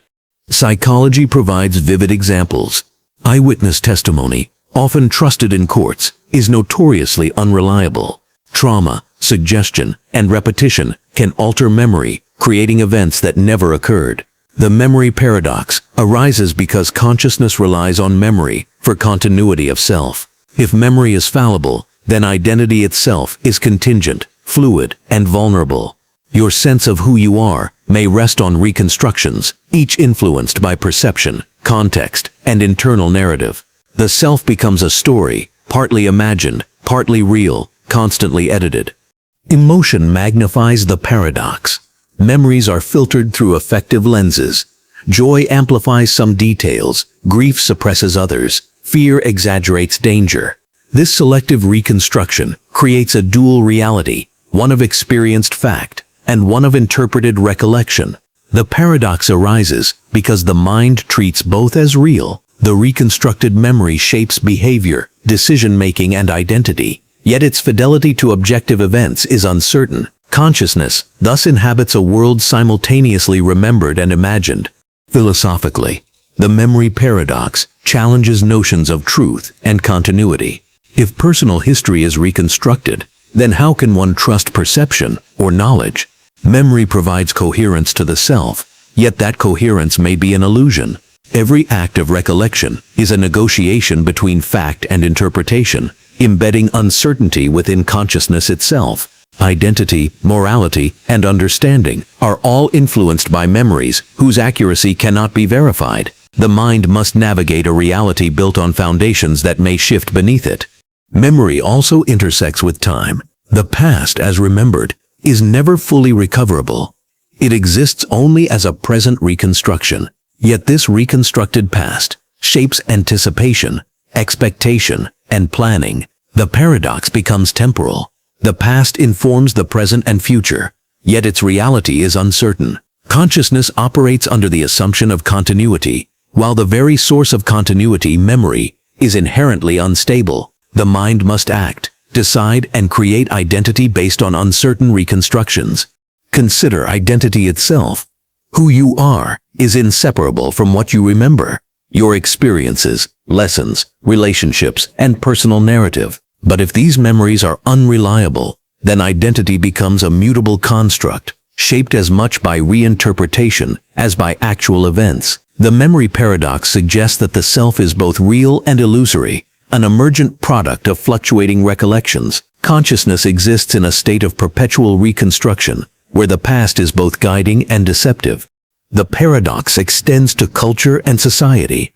Collective memory, history, and recorded events are all subject to interpretation, bias, and manipulation. Societies remember selectively, reconstruct narratives, and edit historical events, creating versions of reality that may diverge from fact. The memory paradox is thus both personal and collective. Reality itself, as socially experienced, is subject to reconstruction and reinterpretation, blurring the line between truth and belief. Science adds further nuance. Neuroscience shows that memory formation is inherently constructive. Neurons encode experiences in patterns that are strengthened, weakened, or altered over time. False memories can be created through suggestion, imagination, or repeated retelling. Consciousness, dependent on memory, is therefore navigating a reality in which the past is never fixed, yet its influence on identity, behavior, and perception is profound and unavoidable. Ultimately, the memory paradox exposes the fragility and complexity of consciousness. Memory is essential for continuity, identity, and meaning, yet it is inherently fallible. Every recollection is both a bridge to the past and a construction in the present, a guide to reality and a source of distortion. Consciousness is caught in this tension, navigating a world shaped by memories that are simultaneously trustworthy and deceptive. In facing the memory paradox, the mind is compelled to acknowledge both the power and instability of recollection. Identity, perception, and understanding are inseparable from memory, yet every act of remembrance is provisional. The paradox leaves lingering awareness that the self is not fixed, reality is reconstructed, and the past exists not as it was, but as it is remembered, reshaped, and reinterpreted by the mind, a fragile, intricate, and endlessly paradoxical tapestry of consciousness. Step into a hall lined with mirrors stretching endlessly in all directions. Each reflection multiplies, recedes, and repeats, creating the illusion of infinite space. This is the essence of the infinite hall of mirrors paradox, a confrontation with perception, self, and reality that questions the very nature of identity and observation. In this paradox, what is seen may be real, imagined, or endlessly replicated, blurring boundaries between truth and illusion. The paradox begins with reflection itself. Each mirror presents an image that is both real and detached, a representation of something that exists yet is not itself. Multiply this image infinitely, and the mind confronts the impossibility of locating an origin or finality. Each reflection contains another, nested and recursive, extending without end. The observer cannot determine where the original resides, whether it is contained, or if it even exists beyond the reflections. Reality becomes an endless recursion, simultaneously present and impossible to grasp. Philosophically, the paradox illuminates the relationship between perception and identity. Each reflection appears real, yet its reality is mediated by distance, angle, and perspective. Similarly, the self is observed and interpreted through internal and external perspectives, producing layers of understanding, interpretation, and misrepresentation. The infinite hall of mirrors, paradox, exposes the multiplicity of consciousness. Every perception, every thought, every memory may itself be a reflection of another, forming a recursive web with no ultimate anchor. Psychologically, the paradox can induce both fascination and vertigo. The mind seeks coherence, attempting to locate the original self among the endless reflections. Yet every attempt deepens the uncertainty. The more one examines, the more reflections emerge, each slightly altered by perspective, context, or interpretation. Identity becomes a hall without exits. Perception a sequence of images that never resolve into a singular truth. Consciousness exists within a recursive loop of observation, where certainty is impossible and perception endlessly multiplies. Emotion amplifies the paradox. Fear, anxiety, and disorientation arise from the inability to locate a stable origin. Joy, curiosity, and wonder emerge from the aesthetic and conceptual complexity of endless reflections. The paradox mirrors human experience. Consciousness perceives itself, interprets itself, and reconstructs itself, creating patterns that may never fully correspond to reality. Emotions themselves may be reflections of other processes, recursive and intertwined, reinforcing the Hall of Mirrors effect in subjective experience.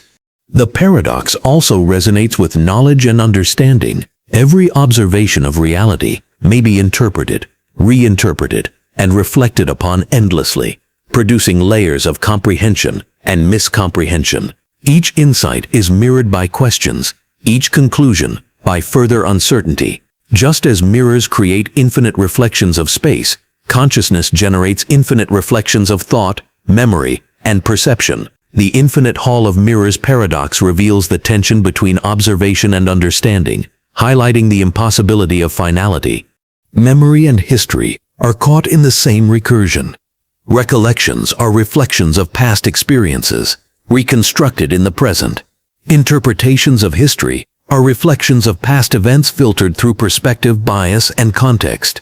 Just as mirrors replicate and distort images infinitely, memory replicates and transforms experience. The paradox underscores that perception, recollection, and understanding are recursive, never fully grasping original reality, yet profoundly shaping the observer's experience. In social contexts, the paradox extends further.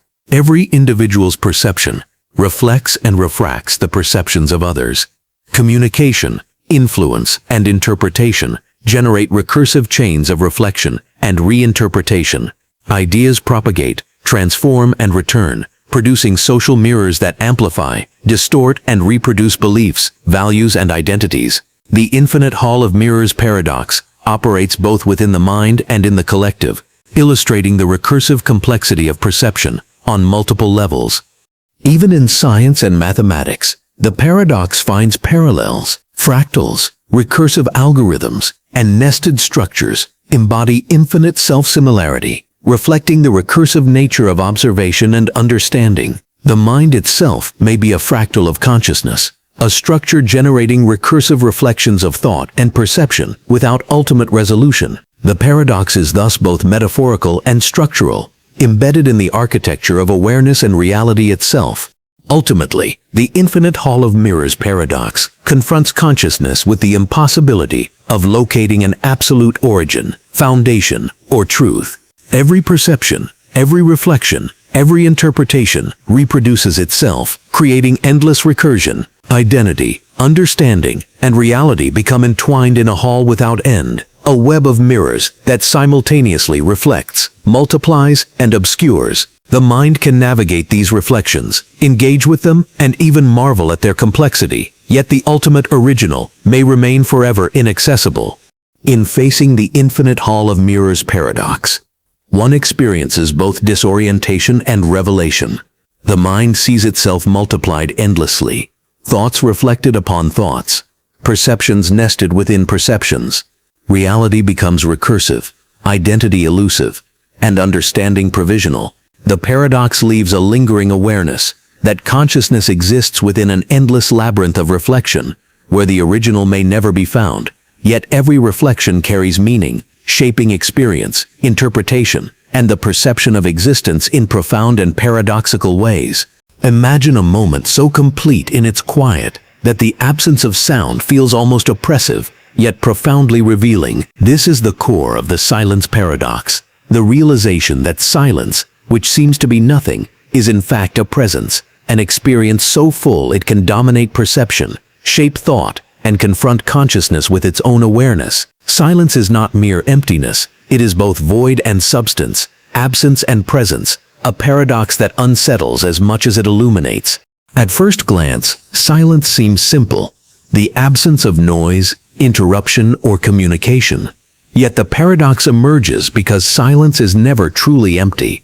Even in the stillest moments, the mind perceives, interprets, and reacts. Internal thoughts, bodily sensations, and subtle environmental cues fill the void, creating the illusion that nothing exists. Silence, rather than being passive, actively shapes awareness. It forces consciousness to confront itself, amplifying perception in ways that sound cannot. Philosophically, the silence paradox illuminates the tension between presence and absence. Silence is defined by what is missing, yet this absence draws attention to reality more acutely than sound or activity. Awareness of emptiness becomes a mirror reflecting consciousness itself. In silence, the mind encounters a paradox. The less there is, the more profoundly the observer perceives. Void becomes substance, nothing becomes everything. The mind is both drawn into silence and unsettled by it. Emotion intensifies the paradox. Silence can evoke calm, introspection, or serenity, yet it can also provoke anxiety, unease, or existential dread. The paradox lies in its duality. Absence produces presence, emptiness generates awareness, and stillness compels recognition. Humans are conditioned to expect sound, movement, and interaction. The starkness of silence disrupts this expectation, revealing layers of consciousness that are often unnoticed in noise. Silence becomes both a canvas and a lens, amplifying perception, thought, and feeling. The paradox also intersects with communication. Silence can convey more than words, expressing agreement, tension, understanding, or indifference. Yet interpretation is inherently subjective. The same silence may signify clarity or confusion, comfort or threat. Meaning is both contained and absent, dependent on context, perception, and expectation. The silence paradox demonstrates that absence can communicate, shape, and influence as powerfully as presence, challenging assumptions about what constitutes reality and experience. In cognitive terms, the mind cannot fully escape silence. Even when external noise is removed, internal processes, thoughts, memories, and awareness of bodily sensations fill the void. Silence is never empty, it is a stage for consciousness itself. The paradox emerges from the interplay between perceived absence and inevitable internal presence. The more one focuses on nothingness, the more the mind becomes aware of itself, revealing layers of thought, emotion, and awareness previously unnoticed. Consider the paradox in temporal experience. Moments of silence can feel elongated, distorted, or eternal, amplifying perception of time itself. Without distraction, consciousness becomes hyper-aware of its own processes. Silence stretches experience, creating introspection, reflection, and sometimes disorientation. Time, perception, and awareness are entangled in this paradoxical space, where the absence of sound reveals the fullness of experience. The silence paradox also resonates with existential reflection. In absolute quiet, the mind confronts its own presence, existence, and mortality. Without external noise to mediate experience, consciousness becomes acutely self-aware. The paradox lies in the tension. Silence offers insight into reality and self, yet also exposes vulnerability, fragility, and isolation. Awareness, perception, and being are intensified, yet the clarity can feel overwhelming or destabilizing.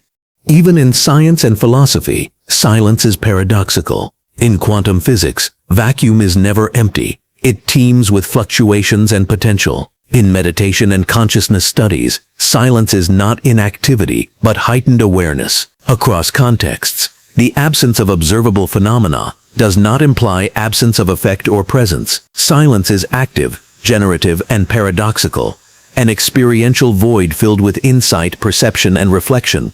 Ultimately, the silence paradox confronts consciousness with the paradoxical nature of absence. Silence is simultaneously void and substance, emptiness and revelation. It forces recognition of perception, awareness, and self, amplifying thought while remaining intangible. The mind cannot escape it. In attempting to grasp nothingness, consciousness encounters its own presence. The paradox challenges assumptions about what exists, what matters, and what shapes reality. In facing the silence paradox, the mind becomes aware of both vulnerability and profundity. Absence is never truly empty. Quiet reveals the presence of thought, emotion, and self-awareness. The paradox leaves a lingering recognition that nothingness is never nothing, that silence is both oppressive and illuminating, and that consciousness confronted with absence perceives itself more deeply than in any noise or distraction. It is a reminder that emptiness is filled with insight, and that the very absence of sound can become a presence more profound than anything else perceived. Imagine looking at the world around you and realizing that the colors you perceive might not exist as you think they do. This is the essence of the color paradox, a confrontation with perception, reality, and consciousness that challenges the reliability of experience itself. Color appears so immediate and tangible, yet it exists not in the world but in the interaction between light, objects, and the perceiving mind. What you see is real to you, yet it may not correspond to any objective truth. At its core, the color paradox arises because color is not a property inherent to objects. Instead, it is a perceptual phenomenon generated by the brain's interpretation of light frequencies. Red is not in a rose, green is not in a leaf. They exist only in the mind, constructed from sensory input filtered through neural processes. The paradox is unsettling. Something so vividly real, so universally experienced, is a mental creation, a subjective illusion we treat as objective. Philosophically, this challenges assumptions about reality. If our senses can deceive us about something as fundamental as color, what else might be misinterpreted? The paradox extends beyond vision. All sensory experiences are mediated and reconstructed by the mind. Reality is not simply encountered, it is actively interpreted. Color is both real, because it is experienced, and unreal, because it has no independent existence outside perception. Consciousness becomes the arbiter of what is real, and yet this arbiter is itself limited and fallible. Emotion and memory complicate the paradox. Colors evoke feelings, associations, and memories. Blue may calm, red may excite, yellow may evoke nostalgia. Yet these responses are generated internally, influenced by culture, context, and prior experience. The paradox highlights the intertwining of perception and meaning. What seems to be an external property is inseparable from internal response. Your experience of the world is colored not only by light, but by cognition itself. The paradox extends to communication. We describe colors with words, assuming shared perception. Yet each individual's perception may differ subtly or dramatically. What you call red, another might perceive differently. The assumption of objective agreement masks the subjective nature of experience. The color paradox exposes the fragility of shared reality. Even the simplest, most obvious aspects of the world are mediated by individual consciousness. Science provides further illumination. Optics, neurology, and psychology all demonstrate that color is constructed by the brain, interpreting wavelengths of light. Illusions, afterimages, and color blindness reveal the instability of this construction. The mind actively interprets sensory input to produce consistent perception, yet this perception is only an approximation. Reality exists independently, but what we perceive as reality is shaped, filtered, and sometimes distorted by consciousness itself.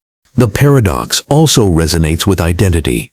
The world you experience is inseparable from your perception of it. The reality of color, like memory or thought, is co-created by observation. Consciousness is both observer and interpreter, creating a world that is consistent enough to navigate, but fundamentally subjective. What you perceive, what you believe to be true, is a collaboration between external phenomena and internal construction. The mind cannot easily disentangle the two. Even in philosophy of mind, the color paradox raises profound questions. If something as seemingly objective as color exists only in the mind, then all experience may be similarly constructed. This challenges assumptions about knowledge, truth, and existence. How much of reality is mediated by consciousness? How can one distinguish objective fact from perceptual creation? Color becomes a gateway to deeper questions about perception, cognition, and the boundaries of experience. Emotionally, the paradox evokes wonder and unease. It is astonishing that the richness of the visual world is a creation of consciousness itself. Yet this revelation can also be disorienting. The mind realizes that what it takes for granted may be an illusion. The color paradox is simultaneously beautiful and unsettling, revealing both the power and fragility of perception. It emphasizes that reality is experienced, interpreted, and constructed in ways that are both reliable and inherently uncertain. Ultimately, the color paradox confronts consciousness with the subjective nature of perception. Color exists in the mind, not independently in the world. What is perceived is real in its experience, yet unreal in its objectivity. The paradox leaves awareness suspended between certainty and doubt. Your world is vivid, tangible, and meaningful, yet it is a construct, filtered and interpreted by consciousness. Reality is inseparable from perception, and the mind itself becomes both the medium and the source of experience. In facing the color paradox, one recognizes the fragility and complexity of perception. The colors that fill the world are neither purely external nor entirely imaginary.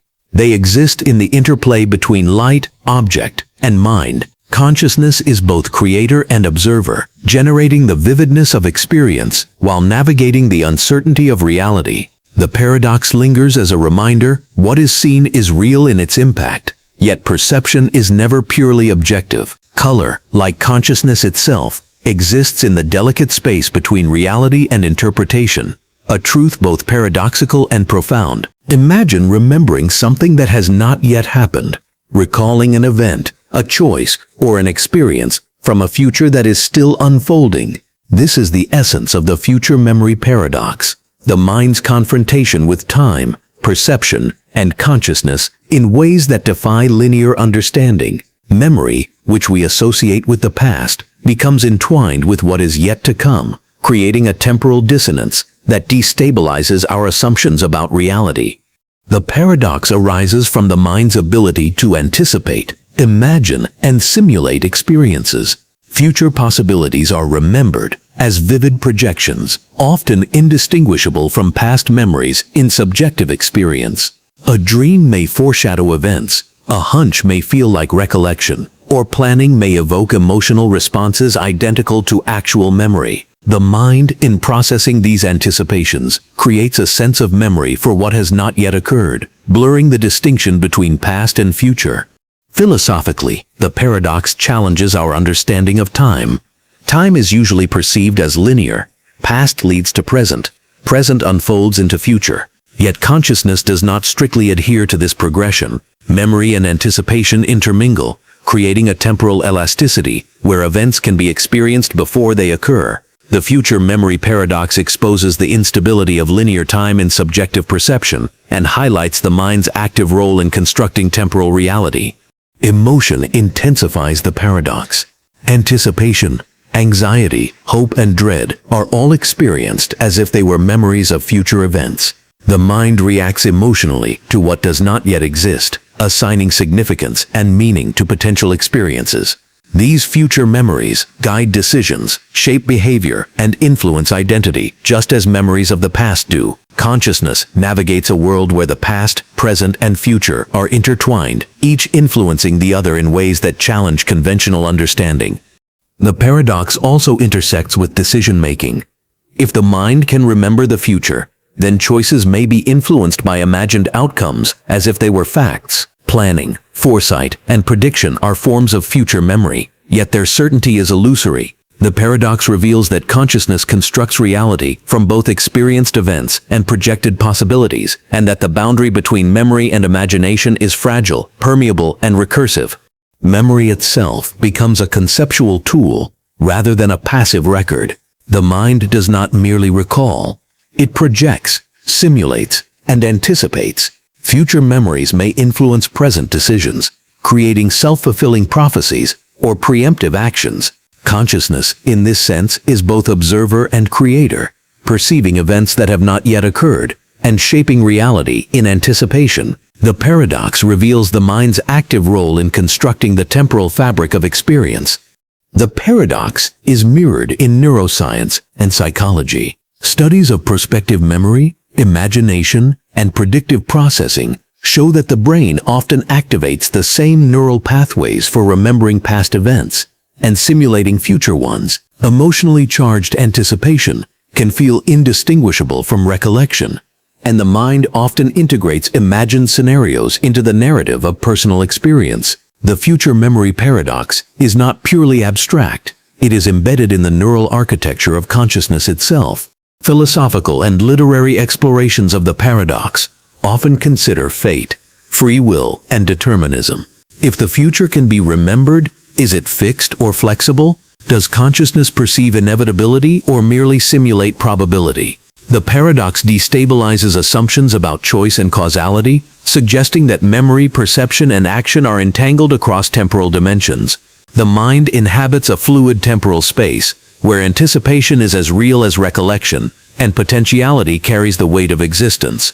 Emotionally, the paradox evokes both wonder and unease. The ability to remember the future creates a sense of power, foresight, and connection to unfolding events. Yet it also threatens certainty. If the future feels like memory, can it be changed? If the present is influenced by projections of what is yet to come, where does free will reside? Consciousness experiences both empowerment and vulnerability, existing in a temporal flux that resists simple categorization. Ultimately, the future memory paradox exposes the fluidity and complexity of temporal experience. Memory is no longer solely a record of the past. It becomes a bridge between past, present, and future. Consciousness navigates time in ways that challenge linear assumptions, creating a space where anticipation, imagination, and recollection are inseparable. The mind perceives, reacts to, and even remembers events yet to occur, creating a paradoxical awareness that transcends conventional notions of chronology. In facing the future memory paradox, the mind becomes aware of its temporal flexibility. The past and future are intertwined, perception is recursive, and consciousness actively shapes the unfolding of experience. Memory is both retrospective and anticipatory, guiding thought and behavior, while challenging the linearity of reality. The paradox leaves a lingering awareness that time, like consciousness itself, is not a fixed continuum, but a dynamic, malleable, and paradoxical landscape in which past, present, and future coexist, influence each other, and shape the self in profound and unsettling ways. Imagine living your life only to realize that every moment, every choice, every experience will recur endlessly, infinitely, without deviation.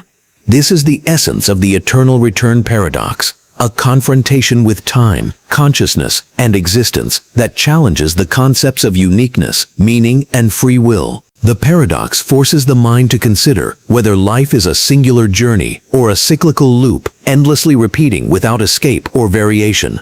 At the heart of the paradox is time as cyclical rather than linear. Conventional perception assumes that life moves from past to present to future, each moment passing irreversibly.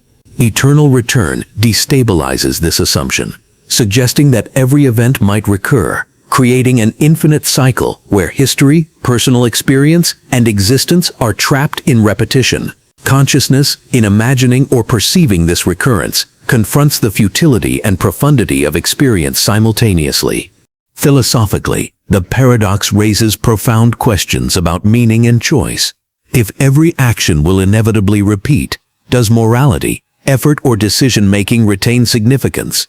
Are choices authentic if they are destined to recur eternally? The mind grapples with a sense of determinism, intertwined with freedom. Even if events repeat endlessly, the awareness of recurrence can transform perception and engagement with reality, creating tension between resignation and mindfulness.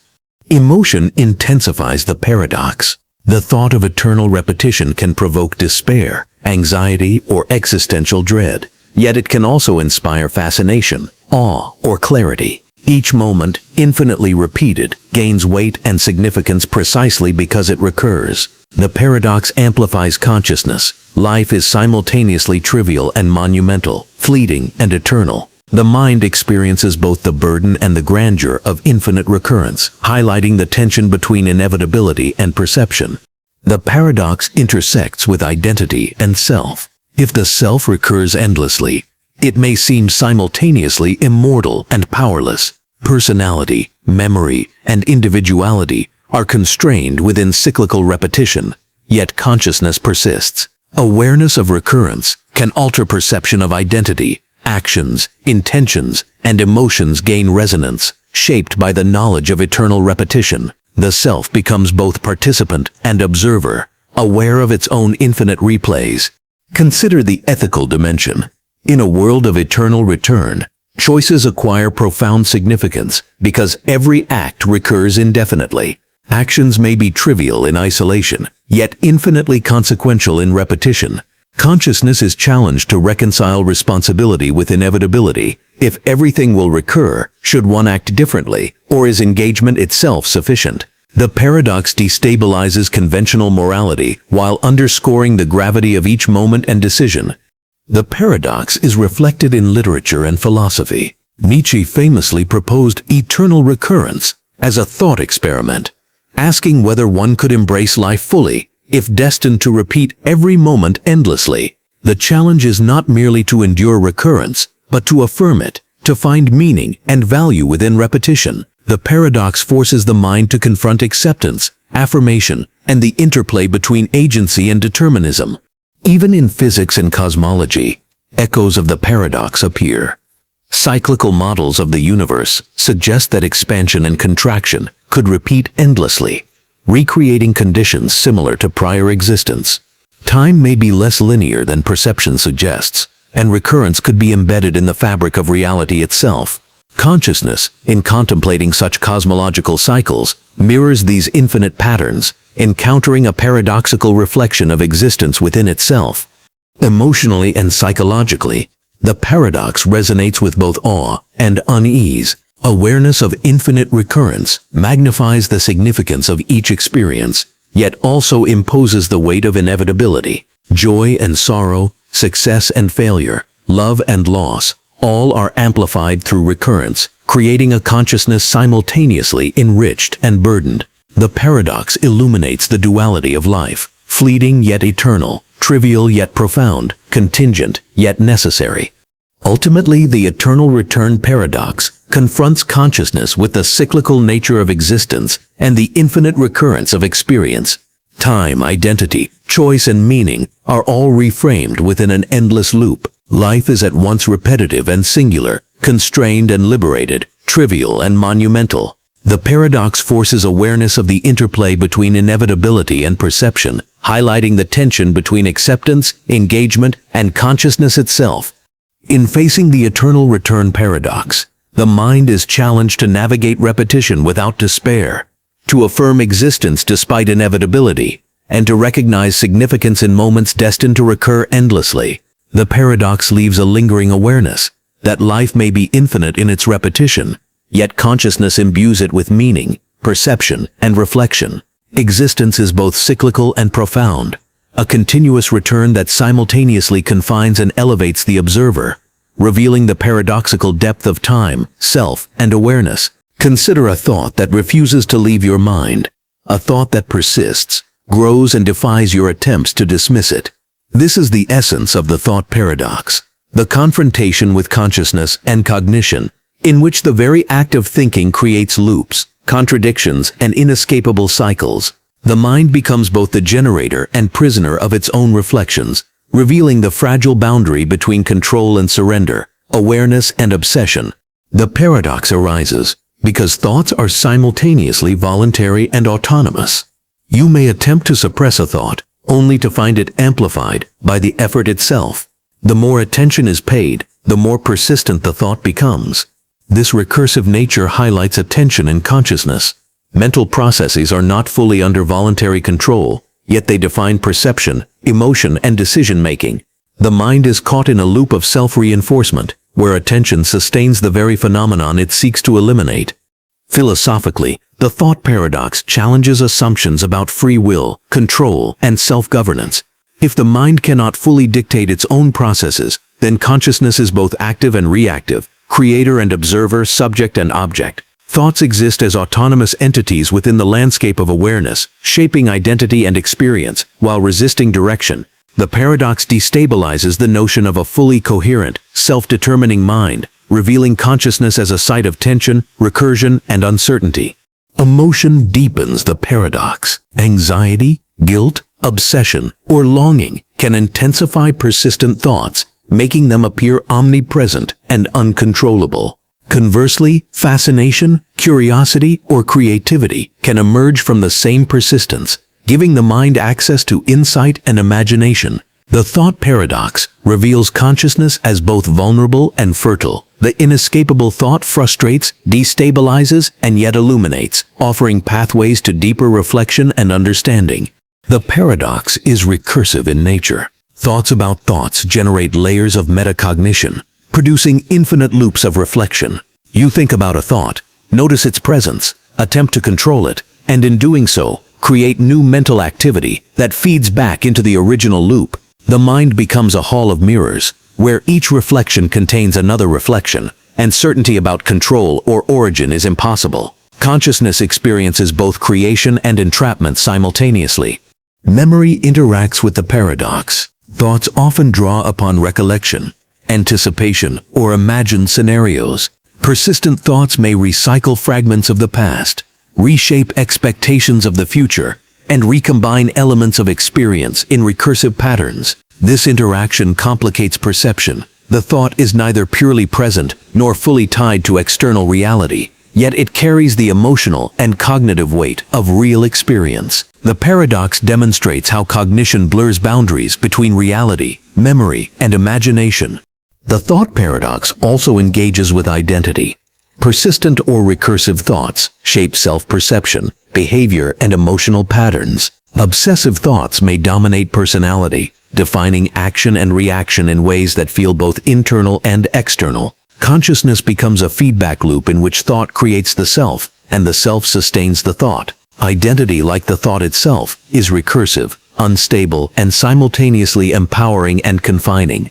In science and philosophy of mind, the paradox reflects phenomena such as rumination, intrusive thoughts, and cognitive loops. Neurological studies show that circuits of attention, memory, and emotion interact to perpetuate persistent mental activity. Attempts to suppress these processes often intensify them, confirming the paradoxical nature of thought. Control emerges through acceptance rather than resistance. Awareness, paradoxically, is both the source of persistence and the key to liberation. The paradox also holds existential weight. Persistent thought confronts the mind with itself, revealing limits of control, the inevitability of reflection, and the recursive architecture of consciousness. Every attempt to escape the thought strengthens awareness of its existence. The mind encounters a phenomenon that is both internal and external, voluntary and autonomous, ephemeral and enduring. Consciousness becomes simultaneously the origin and witness of its own activity. Ultimately, the thought paradox exposes the inescapable recursion inherent in cognition. The mind generates, observes, and interacts with its own processes, creating cycles of reflection that resist simple resolution. Thoughts, once arisen, acquire persistence, influence identity, and shape perception, leaving consciousness entangled in its own creation. Awareness is simultaneously liberation and confinement, observation and entrapment. In facing the thought paradox, the mind becomes acutely aware of its recursive architecture. Consciousness generates thought, observes it, and interacts with it in endless loops, revealing both the power and limitation of awareness. The paradox leaves a lingering understanding that the mind is simultaneously creator and prisoner of its own activity, that thought is both ephemeral and enduring, and that consciousness is defined as much by reflection and persistence as by the fleeting moments of clarity that interrupt it. Imagine waking up one morning to the unnerving possibility that the entire universe, along with all memories, experiences, and evidence of the past, was created last Thursday. This is the essence of the Last Thursday Paradox, a philosophical and existential challenge that questions the reliability of memory, knowledge, and reality itself. It confronts consciousness with the unsettling possibility that everything it perceives as history may be an illusion, meticulously constructed to appear older than it is. The paradox arises from the epistemological limitations of perception and memory. Human knowledge depends on evidence, testimony, and memory, yet none of these can definitively confirm that events occurred as remembered. If the universe were created last Thursday with implanted memories and fabricated evidence, there would be no way to distinguish this recent creation from a universe with an authentic continuous history. Consciousness, trusting perception and memory, is unable to detect the discrepancy, leaving reality fundamentally unknowable. Philosophically, the paradox highlights the fragility of certainty. It forces the mind to question whether anything past, present, or causal chain can be verified independently of perception. The universe could be a complete fabrication, yet experience, memory, and observation remain internally consistent. This tension destabilizes assumptions about time, causality, and knowledge. The mind must accept that belief in continuity may rest on unprovable foundations. Emotion deepens the paradox. The thought that everything could be artificially recent evokes existential unease. Memory, which normally anchors identity and understanding, becomes unreliable. The past, which grounds meaning and context, may be illusory. Yet paradoxically, this uncertainty does not diminish lived experience. Joy, sorrow, curiosity, and reflection persist even if the past is fabricated. Consciousness navigates the tension between perceived reality and possible artifice, maintaining engagement despite uncertainty. The paradox also interacts with memory. Every recollection, artifact, and historical record could be fabricated, yet the mind experiences them as authentic. The continuity of self, the sense of personal growth, and the accumulation of knowledge are all preserved internally, creating a coherent subjective reality. The paradox emphasizes that perception and memory define lived experience, even when external verification is impossible. Reality is experienced, though not objectively guaranteed. Consider the epistemological dimension. Science, logic, and observation are tools to understand the world. Yet the Last Thursday Paradox exposes their limitations. Empirical evidence relies on the assumption of temporal continuity. But if creation were recent, evidence would be inherently deceptive. Consciousness is confronted with the unsettling truth that even rigorous methods of understanding cannot fully guarantee certainty about reality or history. Knowledge is provisional, trust is necessary, and doubt is unavoidable.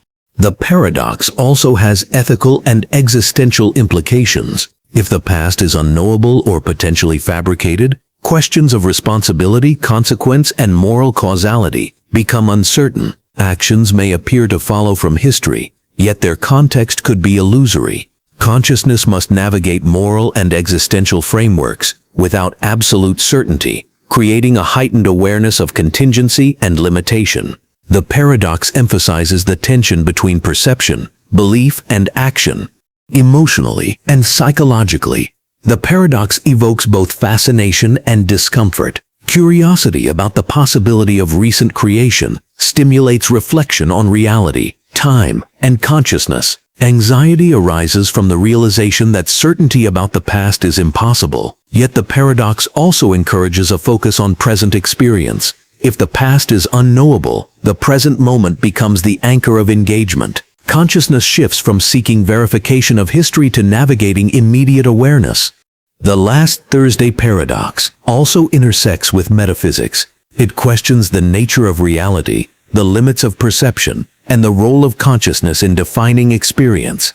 If all perceived evidence is fabricated, reality is internally consistent, yet externally unverifiable. Consciousness becomes both the observer and interpreter of a constructed world, raising profound questions about the relationship between mind and universe. The paradox challenges assumptions about time, memory, and causality, revealing the tenuous basis of what is believed to be known. Ultimately, the Last Thursday Paradox confronts consciousness with radical uncertainty. The mind cannot definitively verify the past, and all experience may be constructed to appear older than it is. Memory, perception, knowledge, and identity are all contingent, creating a reality that is internally coherent, yet fundamentally unknowable. The paradox leaves awareness suspended between trust and doubt, highlighting the limits of certainty while preserving the authenticity of subjective experience.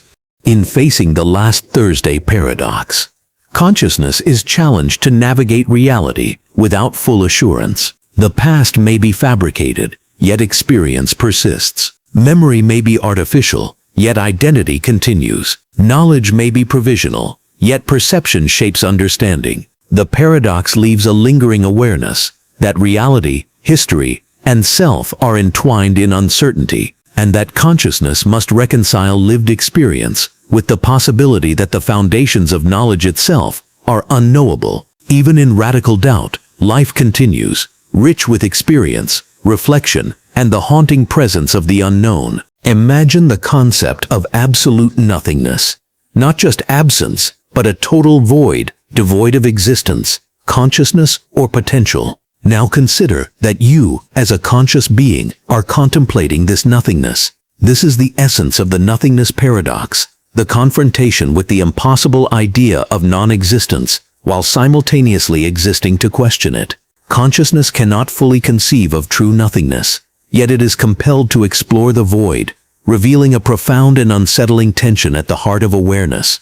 The paradox arises because the very act of considering nothingness affirms existence. To think about a void is to occupy it mentally, to impose awareness upon what is supposedly absent. Nothingness, by definition, cannot contain thought, perception, or being, yet your consciousness exists precisely in order to confront it, creating a self-contradictory loop. The nothing you attempt to conceive cannot be apprehended without something existing to apprehend it. The mind faces the impossible task of conceptualizing what cannot exist. Philosophically, the paradox exposes the limits of thought and experience.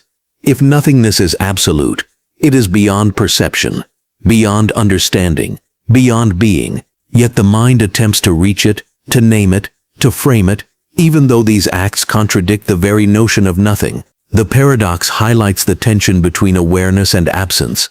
Consciousness can approach the idea of void, but cannot inhabit it, nor can it truly comprehend it. Thought always reintroduces existence. Emotion intensifies the paradox. The concept of nothingness evokes fear, awe, and existential vertigo. Confronting the void challenges identity, meaning, and continuity. To imagine nothingness is to confront the fragility of being itself. Yet simultaneously, there is fascination. The mind is drawn to the ultimate unknown, to the conceptual edge of reality. The paradox lies in this tension. Attraction to the void and the impossibility of experiencing it coexist within consciousness. The paradox also interacts with time. Nothingness implies the absence of past, present, and future. Yet your awareness exists within time, and every act of reflection reasserts temporal and existential continuity. The void, imagined as infinite emptiness, cannot truly erase the framework of existence that allows you to conceive it. Time, perception, and thought all intrude upon nothingness, creating a boundary that is both conceptual and insurmountable. In existential and metaphysical terms, the Nothingness Paradox challenges the foundation of reality. If non-existence is truly absolute, there is no subject to experience, no framework to define it, no potential for awareness. Yet humans are capable of approaching this concept cognitively, revealing that consciousness itself is inseparable from existence. The paradox demonstrates the inseparability of awareness and being. Contemplating nothingness is inherently an act of being. Memory and identity intensify the paradox. Every recollection, reflection, or anticipation reasserts the presence of self. The void cannot erase the mental or existential frameworks that define consciousness. To imagine nothingness is to confront a horizon that cannot be reached, a limit that cannot be experienced, and a concept that cannot exist outside the mind that contemplates it. Consciousness becomes both investigator and obstacle, navigating the impossible space between existence and absolute absence. Science and philosophy provide frameworks that echo the paradox. Cosmology, quantum mechanics, and metaphysics explore the concept of the void, space without matter, vacuum fluctuations, or absolute absence. Yet even in physics, true nothingness remains hypothetical. Even empty space contains potential, energy, or the capacity for phenomena. Absolute non-existence cannot be observed or experienced, mirroring the paradoxical nature of consciousness confronting the void. Emotionally, the paradox is both humbling and disorienting. Awareness of nothingness underscores the fragility of existence, the improbability of being, and the contingency of experience. Yet this same awareness magnifies the significance of life, thought, and perception. The nothingness paradox is not merely a theoretical abstraction, it impacts consciousness deeply, highlighting the delicate balance between presence and absence, perception and impossibility. Ultimately, the nothingness paradox confronts consciousness with the limits of comprehension and the impossibility of absolute void.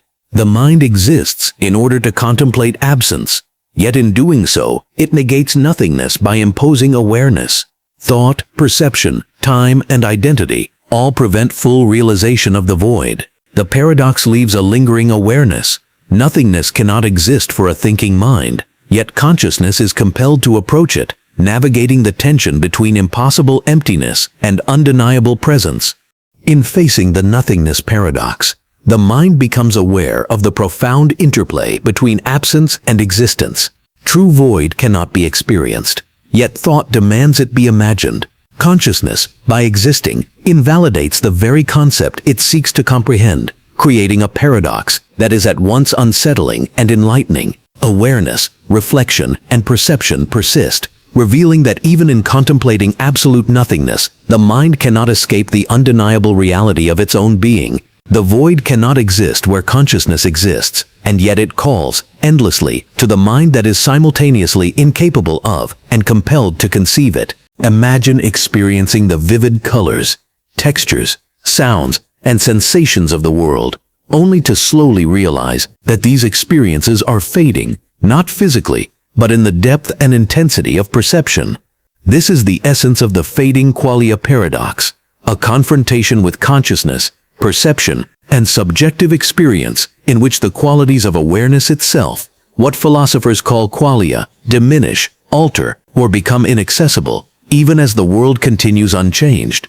The paradox arises because consciousness interprets sensory input through internal mechanisms. Qualia, the subjective qualities of experience, depend on neural processes, attention, and awareness. If these processes fade, the vividness of perception diminishes, leaving a world that seems flatter.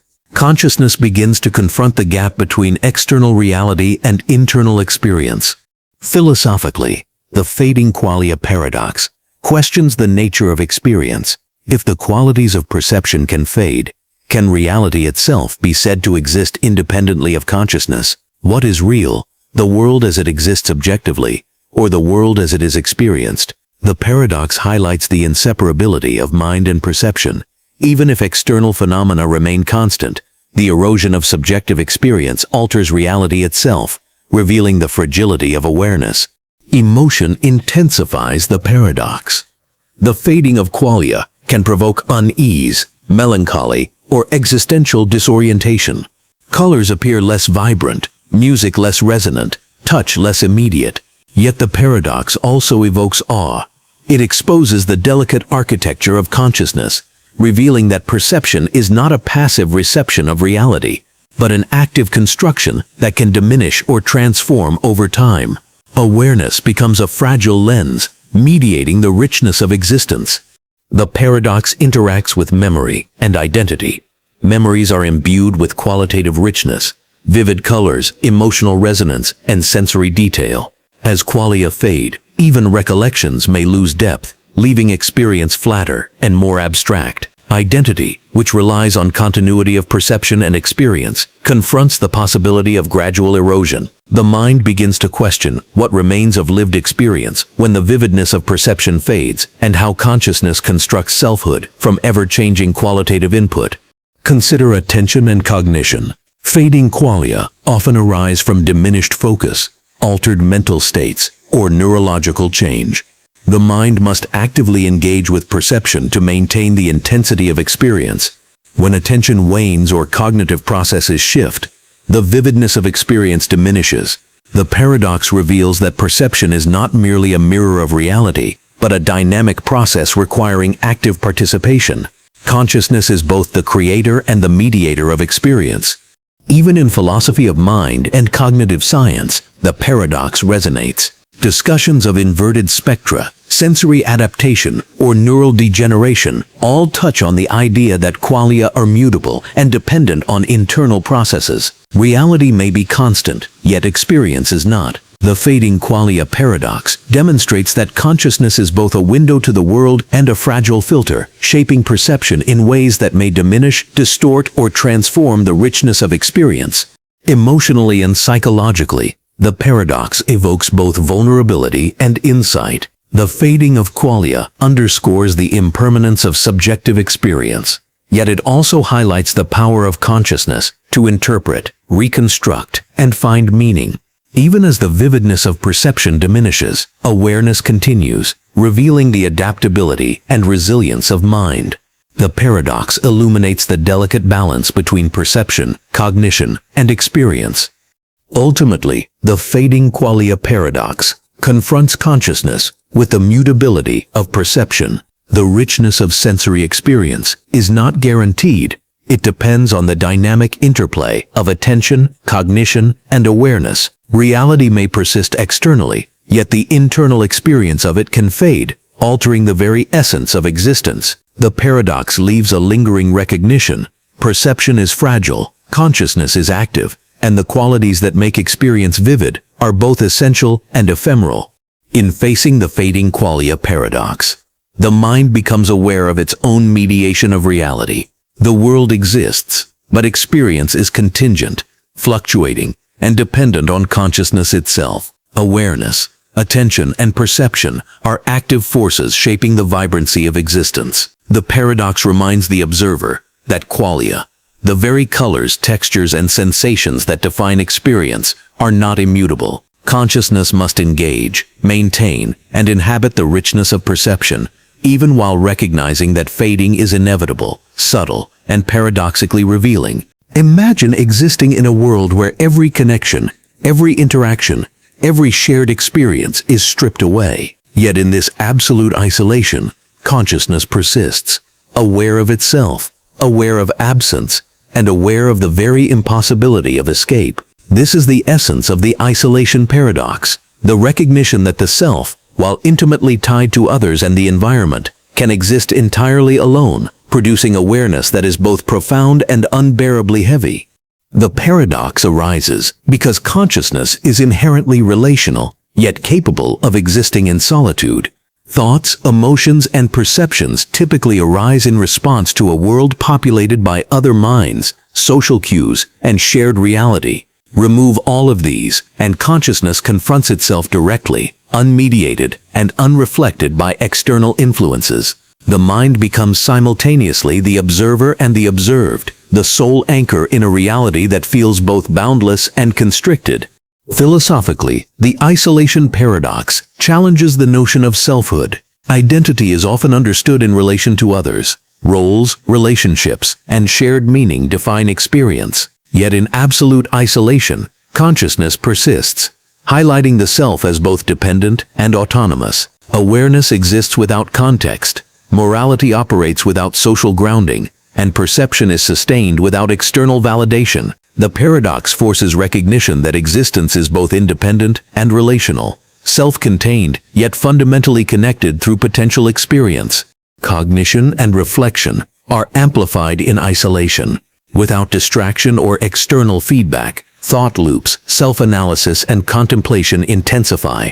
Recursive patterns emerge. Every reflection generates new layers of awareness, producing an internal hall of mirrors. Consciousness becomes a self-contained universe, with the paradoxical tension of infinite introspection and finite comprehension. The mind exists fully in itself, yet is continually aware of absence, producing both profound insight and subtle anxiety. Emotion magnifies the paradox. Isolation evokes a spectrum of feelings: loneliness, fear, despair, but also clarity, introspection, and profound insight. The mind confronts the stark reality of being. Every thought, every reflection, every emotion arises internally, unmediated by others. Solitude amplifies consciousness, intensifying perception while exposing vulnerability. The paradox resides in this duality.